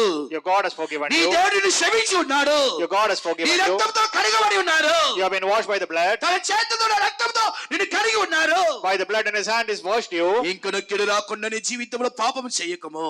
Now do not sin any further, that there is no harm in your మన life. కొరకు రాయబడిన ఒక వాక్కు ఒకటి ఉంది. There is a word which is written with మన God's కొరకు hand. రాయబడిన ఒక వ్రేలు ఒకటి ఉంది. There is a finger writing for ఆ us. వ్రేలు నిన్ను చూచి సెలవిస్తుంది. That finger is looking at you and saying, ఆ వ్రేలు నిన్ను చూచి సెలవిచ్చే కార్యం ఏమనగా ఇంకను నువ్వు పాపం చేయకము. the finger is proclaiming to you, do not sin any మనుషులు ఎంతో further. మంది నువ్వు పాపి అని సెలవిస్తారు. Many men would say that you are a మనుషులు sinner. ఎంతో మంది నువ్వు దుష్టుడు అని చెప్తారు. Men would say that you are a wicked మనుషులు ఎంతో person. మంది నీకు విరోధంగా మాట్లాడుతారు. Men would speak against you. మనుషులు ఎన్నో విధముగా నీకు విరోధంగా క్రియ చేస్తారు. Men would work against you. కానీ దేవుడు నీ మీద నేరం మోపడానికి ఏ మనుషులు నీ ముందు నిలబడ్డానికి లేదు. But no man can stand in the presence of God to accuse మనుషులు you. నీకు విరోధంగా నేరం మోపుచున్నారా? Are men accusing you? శత్రువు నీకు విరోధంగా క్రియ చేయుచున్నారా? Is the enemy working against you? జలప్రవాహంలో శత్రు నాకు విరోధంగా వచ్చినప్పుడు When the enemy comes unto me like great waters, దేవుడు నీ కొరకు యుద్ధం చేయుచున్నారు. God is fighting against దేవుడు for నీ you. కొరకు విజ్ఞాపన చేయుచున్నారు.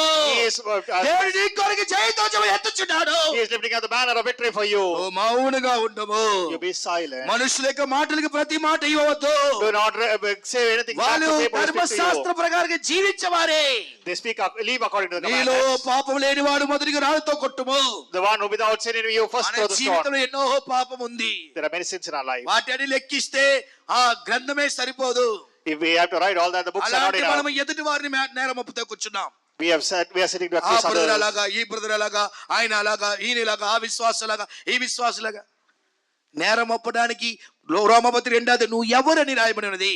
He is asking, who are you to accuse a దేవుడే brother? పరిశుద్ధపరిచినప్పుడు, When God is making you దేవుడే holy, నీతిమంతుడిగా మార్చినప్పుడు, God is making you దేవుడే righteous, తన రక్తంతో కడగబడినప్పుడు when God is washing with his నువ్వు blood, ఎందుకు రాళ్ళతో కొట్టాలి? why should you నువ్వు ఎందుకు strike with మాటలతో stones? కొట్టాలి? Why should you strike with your words? ఒకరు అన్నారు, బ్రదర్ గారు భూస్థాపన రావడానికి రాజమండ్రి నుంచి రావడానికి ఎంతసేపా? చదవండి, చెప్పండి. One brother asked, does it take so much time to come from Rajahmundry for the funeral? Rajahmundry దాటారు అన్నారు, ఇంకా ఎంతసేపు బ్రదర్ గారు వచ్చి రాలేదు. Brother said it's he crossed Rajahmundry, he has not come here even so after so much time. Rajahmundry రూటా, నేను విజయవాడ వెళ్ళే route చెప్పండి. Vijayawada drivers తెలుసు, విజయవాడ వెళ్ళేవారు రాజమండ్రి రూట్లో వెళ్తారు ఎవరైనా? Those who go to Vijayawada, but they go through Rajahmundry. ఎంత తెలివి చూడండి. బ్రదర్ గారు రాజమండ్రి దాటారు, రాజమండ్రి రూట్లోనే వెళ్ళట్లేదు. They are not going నేరం మోపే విషయము to accuse ప్రియమైన దేవజనమా, the children of God. నా కొరకు ఒక వ్రేలు రాయబడి ఉన్నది, నన్ను క్షమించే వ్రేలు నా యందు నిలిచున్నది. హల్లెలూయా. There is a finger writing for me. A A finger which మనుషుని forgives me. నీకు విరోధంగా నేరం మోపడానికి లేదు. No man can accuse you. నీకు విరోధంగా ఏ ఆయుధం వర్తులేదని దేవుడు నా కొరకు వాగ్దానం చేసి ఉన్నారు. God has given a promise for me saying that any weapon that has నాకు been formed for సెలవిచ్చిన me will అదే వాగ్దానము నీకు కూడా దేవుడు నియమించినారు. నీకు విరోధంగా రూపడే ఏ ఆయుధం వర్తులేదని. the same promise God is giving unto you also saying that నీ కొరకు రాయబడిన వ్రేలుని చూచుచున్నావా? are you looking at the finger writing నీ for you? కొరకు రాయబడిన వ్రేలు చూచుచున్నావా? Are you seeing the finger which is నీ writing for కొరకు you? రాయబడిన వ్రేలు చూచుచున్నావా? Are you seeing the finger నీ writing for దోషము you? క్షమించే వ్రేలు, A finger which is నీ forgiving your sin. అతిక్రమం క్షమించే వ్రేలు, A finger which is forgiving your నీ కొరకు transgression. రాయబడిన వాక్కు. The word which is written for you. ఏ మనుషులు నీ మీద నేరం మోపడానికి లేదు. No man can accuse you. నీ పాపములని సముద్రపు లోతులో వేసి ఉన్నాను. Your sins have been నీ cast into the depths of దోషములని the వీపు sea. వెనక పారవేసి ఉన్నాను. Your transgressions have been cast నా away. అరచేతిలో నేను చెక్కి ఉన్నాను. I have engraved you in my heart. రాయబడిన యేసు తన అరచేతిలో నిన్ను తన వ్రేలుతో చెక్కి ఉన్నారు. With his fingers he has engraved you in his palms. చివరగా ఒకే ఒకటి చెప్పి ముగించుకుంటాను. Finally, I'll say one more thing. కీర్తన 87వ అధ్యాయము, కీర్తన 87వ అధ్యాయము మొదటి 6 వచనం చదువుకుంటాం. Psalms 87 chapter first 6 verses. ఆయన పట్టణపు పునాది పరిశుద్ధ పర్వతం మీద వేయబడి ఉన్నది. యాకోబు నివాసముల కంటే సియోను గుమ్మములు యెహోవాకు ప్రియములైనవి. దేవుని పట్టణమా, మనుషులు నిన్ను గూర్చి మిక్కిలి గొప్ప సంగతులు చెప్పుకుందరు. రాహాబును ఐగుప్తు బబులోనును నాకు పరిచయులని నేను తెలియజెప్పుచున్నాను. ఫిలిస్తియా తూరు కూషులను చూడుము, వీరు అచ్చట జన్మించినని అందురు. ప్రతి జనము దానిలో జన్మించిననియు సర్వోన్నతుడు తానే దాన్ని స్థిరపరిచిన సియోను గురించి చెప్పుకుందరు. యెహోవా జనముల సంఖ్య రాయిచున్నప్పుడు, యెహోవా జనముల యొక్క సంఖ్యని రాసినప్పుడు ఈ జనము అక్కడ జన్మించినని సెలవిచ్చు. ఈ జనులు అక్కడ జన్మించుచున్నారని సెలవించును. పాటలు పాడచ్చు, వాయిద్యములు వాయించు, మా ఊటలన్నీ నీ అందే ఉన్నవని వారందరూ. పాటలు పాడుచు నాట్యం ఆడుచు నా ఊటలని మీలో ఉన్నదని చెప్పుకొని వచ్చుదురు. When the Lord is writing up the name of the people, they would sing and say that all my Zion strengths are in you. పునాదిని దేవుడే స్థిరపరిచి ఉన్నాడు. Lord is establishing the foundations of Zion. జగత్ పునాది వేయకబడక మునుపే Before the foundations of the earth were Zion laid, యొక్క పునాదిని దేవుడే స్థిరపరిచి ఉన్నాడు. God had established the foundations of Zion. సియోను యొక్క సంఖ్యని తన వ్రేలుతో రాసినప్పుడు, When the Lord is writing the count of Zion with his fingers, ఇక్కడ రాగాబ్ అని పేరుంది. రాగాబ్. the name of Rahab is written here. రెండోది అక్కడ చదువుకుంటాము బబిలోన్ అని పేరు ఉంది. And Babylon is mentioned here. మూడోది ఫిలిస్తీన్ ఉంది. Philistia is mentioned here. మూడోది తూరు దేశస్థులను ఉంది. Tyre is mentioned here. నాలుగోది కూషు దేశస్థులను ఉంది. And then the Ethiopians are mentioned here. చెప్పబడిన 5 గుంపులు భయంకరమైన గుంపులే. These 5 groups are very disastrous people. Bible వాళ్ళ గురించి చదువుకుంటే ఎక్కడ మంచి కార్యమని చదువుకోలేము. Nothing good about them has been written in the Bible. ఉదాహరణగా రాగపము, When we read about Rahab, ఎబ్రీ పత్రిక 11వ అధ్యాయం 30 వచనంలో ఆమె ఒక వేశ్య అని రాయబడి ఉన్నది. in Hebrews 11 verses 30 we read that she is an adulterous woman. రెండోది బబిలోను గురించి రాయబడి ఉన్నది. When we read about Babylon, ఆదికాండం 11వ అధ్యాయంలో వారు తారుమారుగా దైవ చిత్తానికి విరోధముగా వారు తారుమారుగా చేసే వారు. they are in Genesis 11 chapter, they are the people who walk against the will of God. వాళ్ళు చేసిన పని నిమిత్తము దేవుడు వారి యొక్క భాషని తారుమారు చేసి ఉన్నారు. By the work which they did, God destroyed their language. మూడోది ఫిలిస్తీన్ల గురించి చదువుకుంటున్నాం. When we read about the Philistines, మొదటి సాముయేలు 17వ అధ్యాయంలో చదువుకుంటాము గర్వము అహంకారముని బయలుపరచుచున్నది. in 1 Samuel 17 chapter we read about the pride which is there in the Philistine Philistines. Goliath చెబుతా అహంకారంతో గర్వంతో ప్రవర్తిస్తున్నాడు. Where Goliath is working with pride and నాలుగోది తూరు దేశస్తుల గురించి మనం చదువుకుంటున్నాము. we read about the land of Tyre. Ezekiel 27వ అధ్యాయం 28వ అధ్యాయం చదువుకుని ఎడలా When we read Ezekiel 27 and 28, 27వ అధ్యాయం 28వ అధ్యాయము Ezekiel 27 and 28, 28వ అధ్యాయం 2వ వచనం చదువుకుని ఎడలా and when we read 28 verses నేను 2, దేవుడు అని చెప్తున్నారు. he says that I am నేను God. మనుషులు కాదు, మేము దేవుడు. They say that we are not men, దేవుడు we అంటే are నువ్వు God. దేవుడు కాదు, నువ్వు మనుషులు అంటున్నారు. God says you are not gods, you are men. కానీ వాళ్ళంటే నేను మనుషులు కాదు దేవుడు అంటున్నారు. But they say no, we are not men, we Uttara are దిక్కున God. సీయోను పర్వతం ఎక్కుదును, And we will go upon the ఆ యొక్క mountains, సింహాసనం స్థిరపరచుదును. and we will establish a throne upon the అసలు వారి mountains. యొక్క జీవితం భయంకరమైన ఒక జీవితము. They had led such a life. మేమే దేవుడు, మాకంటే ఎవరు లేదని చెప్తున్నారు. They were saying that we are God and there is no one above us. కూషు దేశస్తుల గురించి 5వది కూషు దేశస్తుల గురించి చదువుకుంటున్నాం. When we read about the people of Ethiopia, ఇర్మియా Cush, 13వ అధ్యాయం 23వ వచనంలో వారి యొక్క సర్మమును మార్చలేరు. in Jeremiah 13 verses 23 they changed their skin. ఏ మనుషులు మార్చొచ్చు కానీ వాళ్ళ యొక్క సర్మముని మార్చలేరు. They can change any other man, but these people cannot be changed. ప్రియమైన దేవజనమా, దేవుడికి అసాధ్యమైనది ఏదీ లేదు. There is nothing impossible unto the Lord. మనుషుల దృష్టిలో వేషిగా ఉండవచ్చు. You might be hard under the మనుషుల presence of the eyes of God. దృష్టిలో నువ్వు తారుమారుగా జీవించవచ్చు. You might be living a broken life in the eyes of మనుషుల God. యొక్క దృష్టిలో గర్వముగా అహంకారంగా జీవించవచ్చు. You might be living a life with pride in the eyes of మనుషుల man. యొక్క దృష్టిలో నేనే దేవుడని చెప్పుకోవచ్చు. You might be in the eyes of man, you might be saying that you are మనుషుల the man, యొక్క God. దృష్టిలో నిన్ను ఎవరు మార్చలేదని చెప్పుకోవచ్చు. In the eyes of God, they might say, in the eyes of man, they might say that nobody can change దేవుడు me. నిన్ను మార్చే శక్తి గల దేవుడే ఉన్నారు. But God is powerful to change you. సియోను యొక్క సంఖ్యని తన వ్రేలుతో రాసినప్పుడు When he writes the count ఈ of Zion, 5 గుంపుల యొక్క పేరు రాస్తున్నారు. he is writing the names of these 5 దేవుడు groups. తామే ఆ యొక్క పునాదిని స్థిరపరచుచున్నారు. God is establishing that అక్కడ foundation. వచ్చేవారు నాట్యం ఆడుచు పాడుచు మా ఊటులని మీలో ఉన్నదని సంతోషంతో వచ్చుచున్నారు. Those who come, they sing and dance and say that our springs are in you. ఎలాంటి వారైనా దేవుడికి మార్చుటకు శక్తి గల దేవుడు. God is so powerful enough to change anyone. ఒక సందర్భంలో ఇశ్రాయేలు ప్రజలు పాపం చేసిన సందర్భంలో, When Israelites sinned once, దేవుడికి అతిక్రమం చేయించిన సందర్భంలో, when they transgressed against the Lord, తిరుగుబాటు చేయించిన సందర్భంలో when they went against the Lord, దేవుడు సెలవిస్తా వీళ్ళందరూ నేను అరణ్యంలో చంపేస్తానంటున్నారు. God says that I will kill all of them. వాళ్ళు చావకుండా మోషే విజ్ఞాపన చేస్తున్నాడు. But Moses is interceding for them that they might not die. 32-33 వచనంలో ఒకవేళ వారి పేరు తీసిన నా పేరు first తీసండి. Moses says in that verse 33 that if you need to remove their names, remove my names first. సియోనుకు పునాది వేసినప్పుడే మన గురించి ఆ జీవ గ్రంథంలో పేరు రాసి ఉన్నారు. When the foundations of Zion were laid, for everybody our sake, our names were written in that ఈ book. యొక్క వాక్యముతో ఎవరైనా వాక్యము కలిపిన ఎడల వారితో కూడా దిగులు కలుపుచున్నాడు. If anybody removes a word from to them, all the plagues would be ఈ added. యొక్క వాక్యముతో వాక్యము తీసిన ఎడల జీవ గ్రంథంలో నుండి పరిశుద్ధ నగరం నుండి వారి యొక్క పేరు తీసివేయుదును. If anybody removes a word, adds a word to it, their name would be removed from the holy city and the book of మన life. యొక్క పేరు పరలోక రాజ్యం తన వ్రేలుతో రాసి ఉన్నారు. Our name has been written with his finger in the holy మనుషుల kingdom. దృష్టిలో ఎలాగైనా ఉండవచ్చు. You might be, no matter how you are in the మనుషుల eyes of దృష్టిలో man, బబిలోనుగా ఉండవచ్చు. you might be like Babylon in the నువ్వు eyes of ఒక man. రాగాపుగా ఉండవచ్చు. You might be like Rahab. నువ్వు ఒక ఫిలిస్తీనుగా ఉండవచ్చు. You might be like a నువ్వు Philistine. తూరు దేశస్థులుగా ఉండవచ్చు. You might be like one from నువ్వు ఒక Tyre. కూషు దేశస్థులుగా Or ఉండవచ్చు. you might be an Ethiopian. నిన్ను మార్చే ఒక శక్తి నీ యందు నిలిచి ఉన్నది. But there's a power standing next to you that can change you. నిన్ను మార్చే శక్తి నీ యందు నిలిచి ఉన్నది. There is a power that can change you standing next to లోక you. 10:8 పరలోక రాజ్యం నీ పేరు రాయబడటం వలన సంతోషించండి.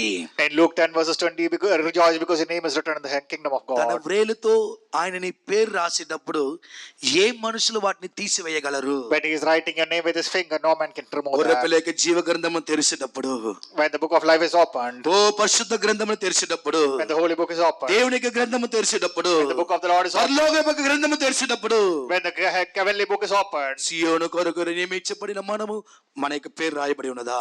is our name, those of us who are appointed for heaven, యెరూషలేము is our కొరకు name written there. నియమించబడిన మనము మన పేరు రాయబడి ఉన్నదా? Those of us appointed unto Jerusalem, is our name written oh there. నా పేరు అక్కడ నిత్యము నిలిచి ఉండాలి. My name should eternally stand there. భూమిలో విశ్వాస పట్టికలో మీ పేరు కాదు, Not having your name in the believer's పరలోక list, రాజ్యంలో పేరు రాయబడి ఉన్నదని సంతోషించండి. rejoice because your name is written in తన heaven. వ్రేలుతో రాయబడిన ఏ వాక్కుని ఏ మాటని ఎవరు తీసివేయలేరు. Nobody can change away or take away the word which is written by his ప్రారంభంలో word. ఇచ్చి మనతో కూడా మాట్లాడుచిన ఒక వాక్కు మరి ఒక్కసారి కూడా మన మధ్యలో ధ్వనించుచున్నది.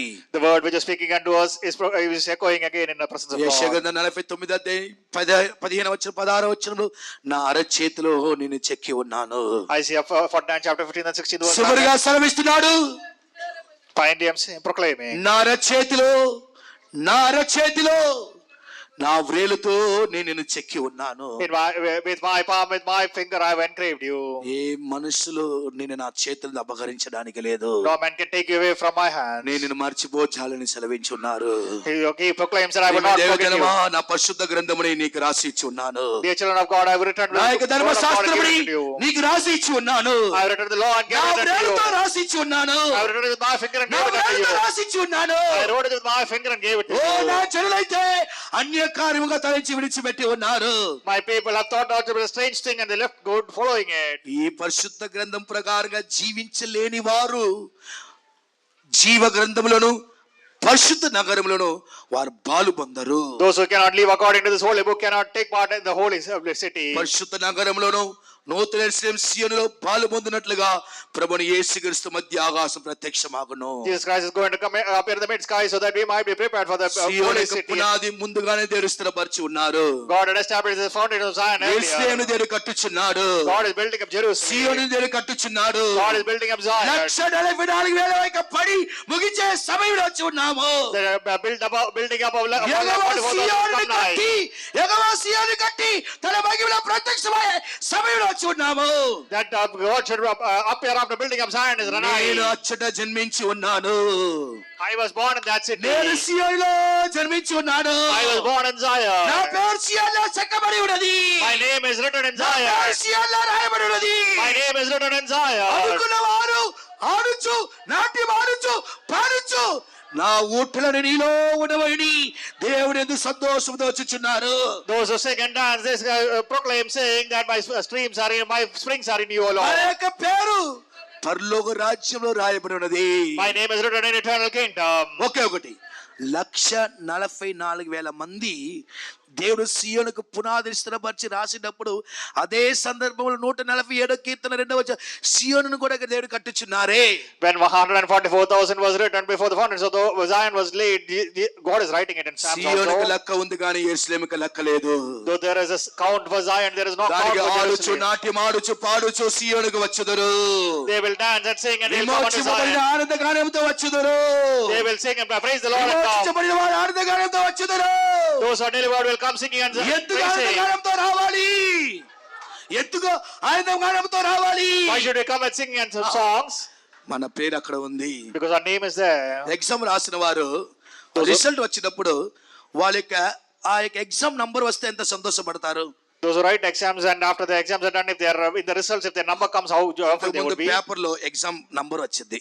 In the newspapers when the results come. News paper లో ఎగ్జామ్ నంబర్ వస్తే ఎంత సంతోషం ఉంటుందో. When the numbers come in the newspapers, how happy they would be. ఆ ఎగ్జామ్ పేపర్ లో ఎగ్జామ్ నంబర్ రాకపోతే వాళ్ళు ఏడుస్తూనే ఉంటారు. If that number does not come in the result, they would be crying. ఒక్కసారి మీ మోకాళ్ళు మోకరించండి. హల్లెలూయా. Be on your knees for a moment. నీ ముందు గొర్రెపిల్ల జీవగ్రంథం తెరచబడి ఉన్నది. The book of the Lamb is open. దౌడ సింహాసనం ఎదుట గొర్రెపిల్ల జీవగ్రంథం తెరిచి ఉన్నది. In the presence of the throne, the book of life of the Lamb has been నీ opened. ద్వారా చేయించిన అద్భుత కార్యాల గురించి నువ్వు సంతోషించవద్దు. Do not be joyful about the great things that have been done నీ to you. ద్వారా జరుగుతున్న కార్యాల నిమిత్తం సంతోషించవద్దు. Do not rejoice because of the things that have been done to you. పరలోక రాజ్యం నీ పేరు రాయబడి ఉన్నదా? Is your name written in the పరలోక kingdom? రాజ్యం నీ అడ్మిషన్ నంబర్ ఉందా? Is your admission number written in the kingdom పరలోక of రాజ్యం God? జీవగ్రంథం నీ పేరు రాయబడి ఉన్నదా? In the book of life is your name written. సంతోషించండి. Rejoice. నిన్ను ఆయన స్థిరపరిచి ఉన్నాడు. He has established నీ you. పునాది స్థిరపరిచి ఉన్నాడు. Your foundations have been A established. మనుషులు కదిలించలేరు. No man can shake A you. మనుషులు కదిలించలేడు. No man can sway A you. మనుషులు అడ్డగించలేడు. No man can prevent you. నీ సంతోషముని ఎవరు తీసివేయలేరు. No man can take your joy away. నార చేతులు నేను చెక్కి ఉన్నానని సెలవించున్నారు. He has said that is engraven you in your palm, in his palms. పేరు ఉన్నవారు మాత్రమే నెక్స్ట్ ప్రమోషన్ కి వారు వెళ్తారు.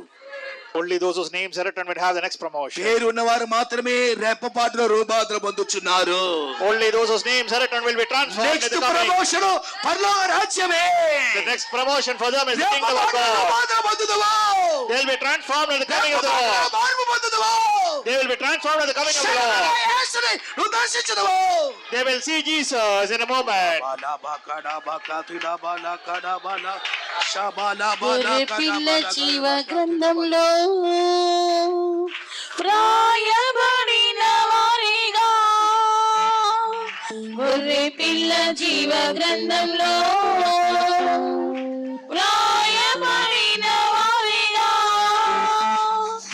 శాలేం నగరములో ప్రవేశింతురు. శాలేం నగరములో ప్రవేశింతురు. ఆశ్రయం నిశ్చితమైనది. చేయువారు ప్రవేశింపరు. ఆశ్రయం నిశ్చితమైనది. చేయువారు ప్రవేశింపరు.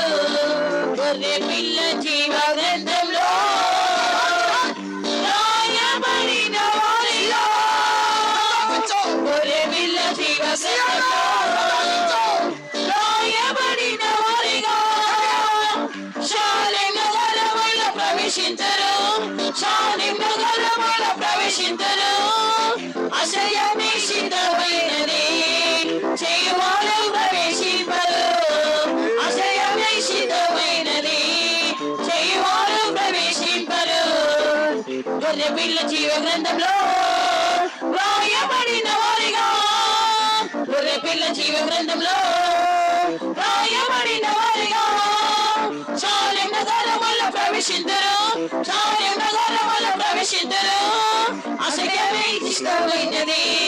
చేయువారు ప్రవేశింపరు. ఆశ్రయం నిశ్చితమైనది. చేయువారు ప్రవేశింపరు. ఆశ్రయం నిశ్చితమైనది. చేయువారు ప్రవేశింపరు.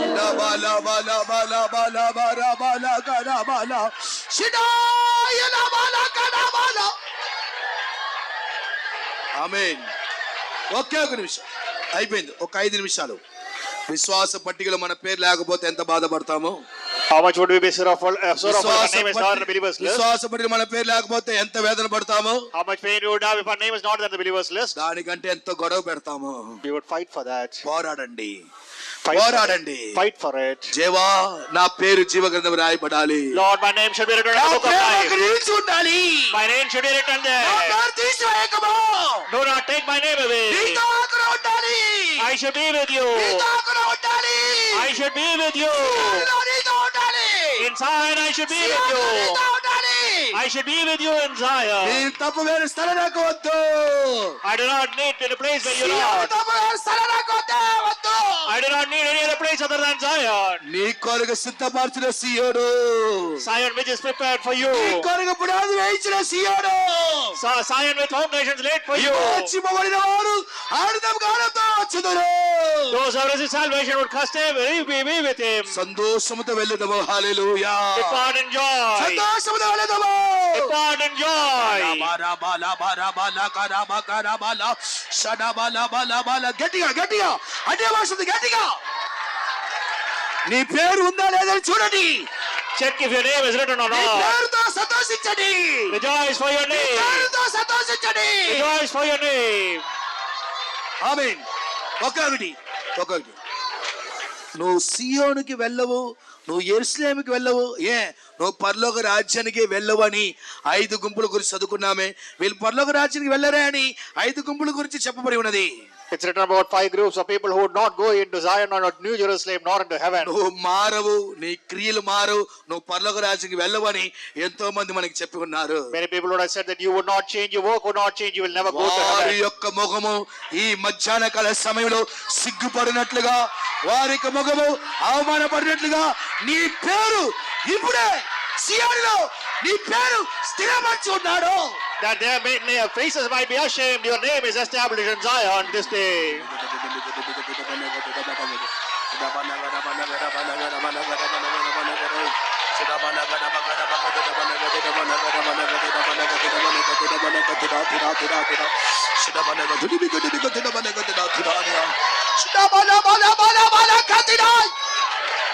గొర్రె పిల్ల జీవ గ్రంథంలో రాయబడిన వారిగా, గొర్రె పిల్ల జీవ గ్రంథంలో రాయబడిన వారిగా షాలేం నగరములో ప్రవేశింతురు. షాలేం నగరములో ప్రవేశింతురు. అసహ్యమిషితమైనది చేవారు ప్రవేశింపరు. అసహ్యమిషితమైనది చేయువారు ప్రవేశింపరు. గొర్రె పిల్ల జీవ గ్రంథంలో రాయబడిన వారిగా, గొర్రె పిల్ల జీవ గ్రంథంలో రాయబడిన వారిగా షాలేం నగరములో ప్రవేశింతురు. షాలేం నగరములో ప్రవేశింతురు. అసహ్యమిషితమైనది చేయువారు ప్రవేశింపరు. అసహ్యమిషితమైనది చేయువారు ప్రవేశింపరు.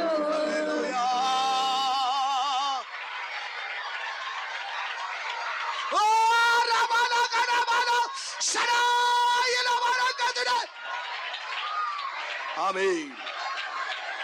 ఆమేన్. ఒక వివాహ లేఖనమని నేను చూచుచున్నాను. I can see an invitation card for a wedding. నా కన్ను ముందు ఒక వివాహ లేఖనం ఒకటి కనబడుచున్నది. A proclamation of marriage I can see in my eyes. వరుడు ప్రభువు యేసుక్రీస్తు ఉన్నారు. The bridegroom is వరుడు Jesus ప్రభువు Christ. యేసుక్రీస్తు ఉన్నారు. Bridegroom is Jesus Christ. వధువుగా మనం ఉన్నామా? Are we ready as the వధువుగా bride? మన పేరు రాయబడి ఉన్నదా? Is our name written as the bride? నా పేరు వధువుగా నా పేరు రాయబడి ఉన్నది. My name is written as the bride. నా వరుడు ప్రభువు యేసుక్రీస్తు. My bridegroom is Jesus Christ. ఆ వివాహ లేఖనంలో నా పేరు రాయబడి ఉన్నది. In that wedding proclamation, my name is written. నా పేరు రాయబడి ఉన్నది. In the wedding proclamation, my name is written.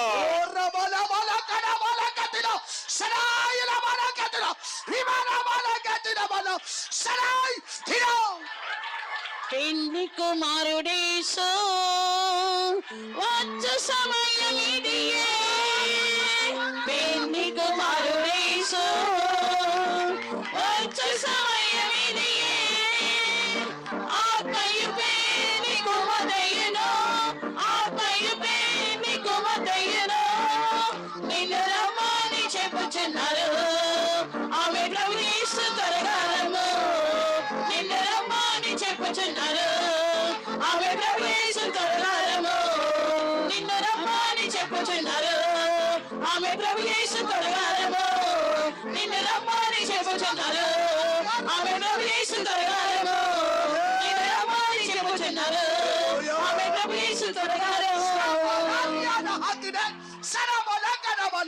రిబాలా Bala కతుడా రిబాలా రహతుడా షడాయిల హతుడా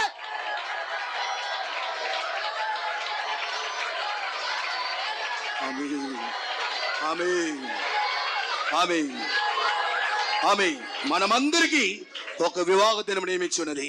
There is a wedding day of wedding మనందరికీ ఒక for all వివాహ of దినం us. ఒకటి ఉంది. There is a day of wedding for all of us. వరుడుగా యేసు ప్రభు యొక్క పేరు ఉంది. As the bridegroom name of Jesus వధువుగా నీ Christ. పేరు నా పేరు రాయబడి ఉన్నది.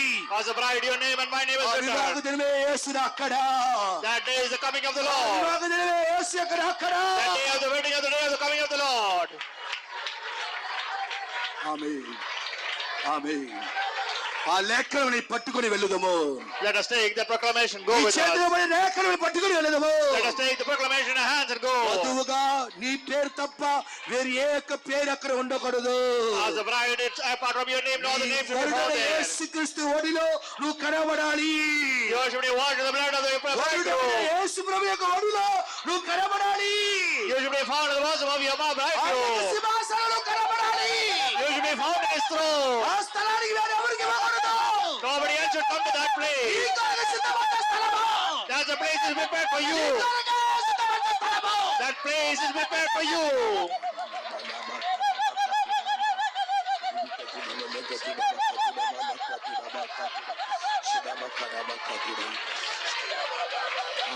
ఆమేన్ ఆమేన్ ఆమేన్ ఆమేన్. ప్రార్థించండి. పరిశుద్ధమైన తండ్రి యేసయ్య, రీకాడాయ్. ప్రభా, తండ్రి, ప్రభా మమ్మల్ని ప్రేమించి ఈ లోకంలో నుండి మమ్మల్ని ప్రత్యేకించుకొని ప్రభా నీ జనముగా మమ్మల్ని ఏర్పరచుకొని ప్రభా ఈ దిన వరకు దేవా మమ్మల్ని నీ కృపలో మమ్మల్ని కాపాడి మిమ్మల్ని పరిశుద్ధ ఆరాధనతో మిమ్మల్ని ఆరాధించడానికి ఇచ్చిన ఈ పరిశుద్ధ ఆరాధన దేవా మీరు ఆశీర్వదించి పాటలను సాక్షులను వర్తమానాలన్నీ కూడా దేవా మీరు ఆశీర్వదకరంగా సియోనులో నుండి దేవా మీరు మాతో మాట్లాడి నీకు వాకుల కొరకై స్తోత్రం ప్రభా. మేము పరలోక రాజ్యంలో మేము మా యొక్క పేర్లు రాయబడవలనంటే పరలోక రాజ్యంలో మేము చేర్చవలనంటే ప్రభా మేము ఏ విధంగా మేము జీవించాలి, ఏ కొలతలతో మేము సరి చేసుకొని మేము మా జీవితాన్ని సరి చేసుకొని మేము జీవించాలో అనేక మర్మంతో మాతో మాట్లాడినావు తండ్రి స్తోత్రం దేవా. మేము దేవుని యొక్క గ్రంథమును మేము చదవాలి, దేవుని యొక్క వ్రేలుతో రాయబడినటువంటి గ్రంథాన్ని మేము చదవాలి. గ్రంథాన్ని మేము దేవా ఎన్నోసార్లు మేము నిర్లక్ష్యం చేసినాము, మమ్మల్ని క్షమించి ప్రభా.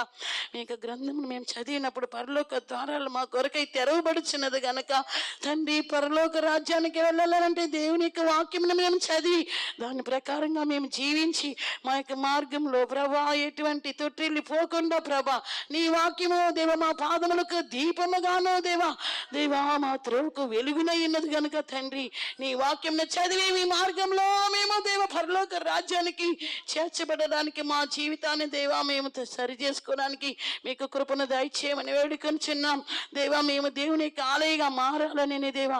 అవును ప్రభా మీ ఆలయం ఉన్నది దేవా, ఏ విధంగా కొలతలు కనబడుచున్నాయో దేవా నీ ఆలయము పరిశుద్ధమైనదై ఉన్నది ప్రభా దేవా. నీ ఆలయం అంతా పూర్ణతగా పరిశుద్ధతగా కలిగినది గనక మా జీవితంలో పరిశుద్ధతగా మేము కనబడుటకు దేవా మేము మా జీవితంలో కనబడాలి దేవా. దేవుని ఆలయమును మేము పాడు చేయకూడదు దేవా, దేవుని ఆలయం పరిశుద్ధంగా ఉండాలి దేవా. మాకు జీవితంలో పరిశుద్ధ జీవితాన్ని గురించినటువంటి వైరాగ్యముగా దేవుని కొరకు ఒక ప్రత్యేకమైన జనముగా ఉండటకు కృపను దయచేయమని అడుగుచున్నాం దేవా. స్తోత్రం. దేవుని ఆలయంలో బలిపీఠం యొక్క కొలతను కూడా సరిగ్గా ఉండాలని చెప్పిన విధముగా మా జీవితంలో దేవుని కొరకు మేము ప్రతిష్ఠించుకున్న ప్రత్యేక కార్యములలో మేము కొలతలన్నీ కూడా దేవా మా జీవితంలో ఏ విధంగా దేవునికి మేము సమర్పించుకోవాలో, ఏ విధంగా మేము దేవుని కొరకు మేము శ్రమ పడాలో, ఏ విధంగా మేము యొక్క జీవితంలో అనేకులకి మాదిరికరంగా కనబడాలో ప్రభా ఎన్ని కూడా మేము సరిగ్గా కనబడాలని మీరు మాతో మాట్లాడినారు దేవా. స్తోత్రం. మిమ్మల్ని ఆరాధించేది ప్రభా ఏ విధంగా మేము ఆరాధించుచున్నామని యొక్క కొలతలు కూడా మీరు చూస్తున్నారు. మేము మనపూర్వక పూర్వకంగా పూర్ణ హృదయంతో పూర్ణాత్మతో మేము దేవునిని ఆరాధించే విధంగా మేము కనబడాలి. దేవా స్తోత్రం. మా జీవితంలో ప్రతి ఒక్క కొలతలలో మేము సరిగ్గాను దేవా మా జీవితంలో దేవా ఎటువంటి పాపం అనేది రాకుండా అది అన్ని కూడా వ్రేలుతో మీరు వ్రాయిచినటువంటి అనుభవంలో ప్రతి ఒక్క దేవా పాపములు మాలో దేవా కనబడకుండా ఇక పాపము చేయకాని దేవా ఏ విధంగా వ్యభిచారి స్త్రీతో దేవా మీరు చెప్పిన ఆ యొక్క తన యొక్క పాపములను క్షమించిన దేవుడుగా దేవా మాలో దేవా అటువంటి పాపమాల ఏలుబడి చేయకుండా మేము దేవా పరిశుద్ధ మార్గంలో దేవుడు చూపించిన మార్గంలో మమ్మల్ని రక్షించిన మార్గంలో దేవా మేము దేవా మీ మార్గంలో పరిశుద్ధంగా కాపాడుకోవడానికి కృపను దయచేయండి తండ్రి. ఎటువంటి వాళ్ళనైనా మీరే రక్షించి దేవుడు బబులోను వాళ్ళను దేవా బబులోను అటువంటి వేష జీవితాన్ని దేవా అటువంటి తారుమారు జీవితాన్ని ప్రభా దేవా ఇటువంటి జీవితంలో దేవా ఉన్న ప్రతి స్వభావములలో మాలో నుండి తొలగించి ప్రభా మమ్మల్ని పవిత్రముగా మార్చుచున్న దేవుడివి. ఫిలిప్టీల వల్ల గర్వము మాలో కనబడుచున్నది దేవా అటువంటి గర్వాన్ని మాలో నుండి తొలగించి దేవా మీ కృపలో మేము కాపాడబడాలి ప్రభా స్తోత్రం తండ్రి. దేవా మా జీవితాన్ని కట్టిలేపుకోవాలి దేవా. సియోను కొరకు యెరూషలేము కొరకు పిలువబడిన ఆ యొక్క పిలుపును దేవా సరి చేసుకొని ప్రభా మేము ఏ పిలుపుతో పిలువబడి ఉన్నామని గుర్తు చేసుకొని ప్రభా దేవా ఆ యొక్క పాపములన్నిటి నుండి దేవ తొలగించుకొని నూతనంగా మార్చబడి మీ సియోనులో యెరూషలేములో ప్రభా మేమందరం కనబడుటకును దేవా మీ కృపను మాకు అనుగ్రహించుటకును సహాయం చేయండి దేవా. నా వాక్యానుసారంగా జీవించుటకును కృప దయచేసి దేవా నూరంతలుగా ఫలింపజేయటకు మాకు అందరూ కృప దయచేయండి దేవా స్తోత్రం. వచ్చిన ప్రతి బిడ్డలను కూడా మీరు ఆశీర్వదించండి. మీద ఈ దాసునికి ఇచ్చినటువంటి కృపాభిషేకం ఆకలి కొరకై స్తోత్రం. ఇంకను మీరు ఆకలి మేమందరం కనబడుకును మా యొక్క పేర్లన్నీ కూడా పరలోక రాజ్యములో కనబడుటకును దేవా ఆ యొక్క సంతోషములో మేము ఎదుగుటకును సహాయం చేయండి. యేసు నామములో వేడుకొంచున్నాం తండ్రి. ఆమేన్. మన ప్రభువైన యేసుక్రీస్తు కృప తండ్రి యొక్క ప్రేమ పరిశుద్ధాత్మ సహవాసం మనతో ప్రతి ఒక్కరితో విశేషంగా ఆరాధనకు వచ్చిన ప్రతి వారితో అక్కడ వరకు సదాకాలం తోడుగుండును కాక. ఆమేన్. హల్లెలూయా హల్లెలూయా హల్లెలూయా. అందరికి స్తోత్రం. భోజనం చేసి వెళ్ళండి.